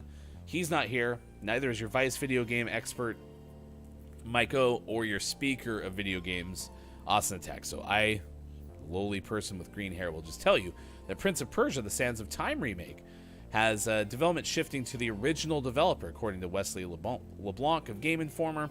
According to everyone in the first hour, this seems to be a good thing, and that many thought it would never happen ever again. So if that gets you the game that you want, Prince of Persia, The Sands of Time, then good for you, it might happen. Downs opened up the show and told us that lightsabers are back in Fortnite. Spoiler tease! He apparently spoiled the news for Sports.Gaming. I thought Sports.Gaming was saying that lifesavers were coming back to Fortnite. And then that got us down a whole tangent of figuring out what kind of green things should the green candy taste like, because lime and green apple apparently not very enticing to either Look at Smyko, Sports.Gaming, or both. Then Groggy gave us all sorts of lists of green things that you could put into like a push pop. You might remember those. Kale, lettuce, avocado flavored. So Sean also proposed making both apple flavors and like hard candies, say a red apple and a green apple, the same flavor. So And then Xbox revealed a, quote, deep pink new wireless controller from Ryan Dinsdale of IGN. It looks kind of cool. It's a very matte finish looking pink. It's kind of on the hotter side of pink, but I like that it has like a white. Oh, I don't have an Xbox controller. Sean has custody right now, but it has like a white section on the back side of it. Looked pretty okay. Out today, Wildcat Gun Machine for PS4, Xbox One, Switch, and PC. Race, Make 'em Finish for PC. Peep Invasion for PC. Jim's Adventure for PC. The Revenge of Mr. Samuel for PC. And Corridor Sigma out today for PC. Your Name of the Morning. This was a good one. I like this one. I think it has a real chance for Name of the Month. Cat-Powered UFO out for PC. That's good. I like that one a lot. Quiet says Sands of Time was such an iconic game for me, so I hope the remake does it justice. Never finished the trilogy, though. Apollo says all these remakes, but still no Unreal Tournament. Brenda answers, don't people still play the original? Also, if you have the need for nostalgia, just play Halo Infinite with me. Apollo, is that even possible to play the original? And then Brendan adds, new pink controller looks exactly like the one my husband had made for their from their custom lab. Yeah, Mike O talked about that in the first hour, basically saying, hey, looks like Xbox realized there's some money to be made, so now they're offering custom controllers. So, although I guess, yeah, the Game Lab is an Xbox thing, right? And because I remember us talking about that and saying, I'd love to get an actual PS4 controller that is not just like a sticker. It would be an actual like casing or something. So, pretty cool, pretty cool. All right, we are going to wrap things up. First, we have to get to the clip of the day. Prior to that, it's time to name our Billy Thundergun Award winner. I thought many of you had an outstanding performance today. K-Laugh came through in the clutch with some of the things we needed with links during our interview, which was super cool. Brought up Star Wars Knights of the Old Republic, which was really cool. And then asked us to do the Toodly-Doo and Sad trombone mashup. I thought that was a pretty good performance. Sports.gaming was cracked during community games, which I thought was pretty okay. Our Billy Thundergun Award, though. Billy Thundergun, Teammate of the Match Award. Goes to Groggy or Die. Suggestions for Push Pops. Very, very good. Runner-up, but not a Sir William Lightning Knife, the third award winner, is for Look It's Mike O. Not only for having to go through a crown replacement, I guess, but also for remembering Mom and Dad Saved the World, which took us down a whole tangent we didn't expect. So, congratulations, Groggy or Die, our Billy Thundergun Teammate of the Match Award winner. Bob, can you help us with clip of the day, please? Seriously? Can't any of you do anything yourself? Like for real? I just have this tiny box. I never get shown in it anyway. Whatever. Fine, here it is. It's the clip of the day. Toot toot! Apple flavor just to really mess with somebody. No, but they should. Also, I mean, I just figured out like a marketing, like we should market this. Remember those lollipops where you pushed up and they had oh god, what is it called? Just the hard candy inside where it was different colors and you'd like put it on your finger and you'd push pop, I guess is what it was, right? Mm-hmm. What if you made that but marketed it like a lightsaber? I like it. Millions. And the green will be green apple. Your sixth grade teacher would have hated that idea. Probably. What's And the another red will green be red flavor apple. it could be? So lime, green apple. Cilantro. Oh gosh. I helped. This is a cilantro flavor. Wow, it's like the Bean Boozled, but worse. I was really disappointed that nobody liked my cilantro push pop flavor idea. Whatever. I like it. Cilantro is really good. Good suggestion from K-Laugh. The Sir William Lightning Knife III award goes to, quote, the dumb crown. In fact, Brendan said it too. Mike's crown is William Lightning Knife. So there you go. The Sir William Lightning Knife III award goes to Mike's crown. My favorite line, by the way, and this can be my takeaway, that was pretty okay, is Brendan saying, if you don't know what a crown is, you don't have one. So, there you go. There you go. All right. Well, thank you for being here for this edition of Gaming Morning Show. Anyone who has a takeaway that was pretty okay. Now is the time to share. And then if you're watching on Twitch, we'll send you over to Drumface James, who is streaming music this morning. Just a happy Canadian playing drums and making stupid faces. My favorite genre to play are hip-hop, R&B, rap, pop, rock, and anything with dope pocket in the music category. So if you'd be so kind as to please say good morning from GMS, we would certainly appreciate that very, very much. And Canada rocks. Pineapple on pizza. Thank you, Canada. Takeaways that were pretty okay. Dungeon Master KJ, pomade can be magic and also make you have Dragon Ball Z hair. That's right. It does. Chris, my takeaway is that Mike was defeated by cookies. Yeah, Mike was just chowing down on cinnamon bears. And, I mean, like, if you watch the VOD, watch the first 20 minutes, because Mike has eaten on stream before, but was, like, noticeably mowing down on something. And then all of a sudden just, like, I think messaged us in a text thread. And then finally was just like, hey, my crown fell out, and I have to go.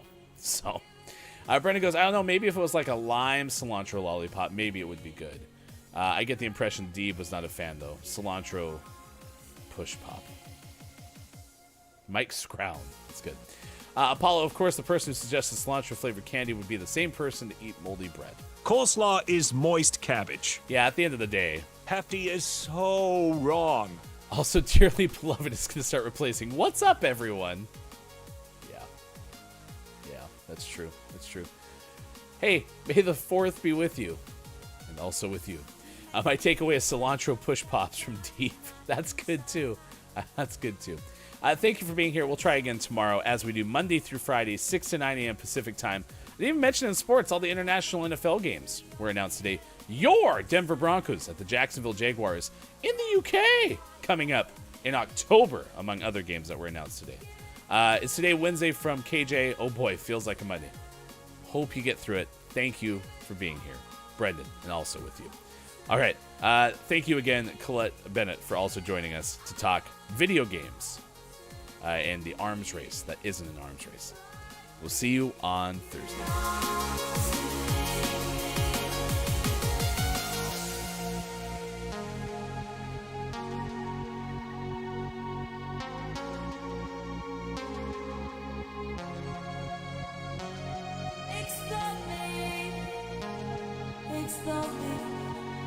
Give it all to me, give it all.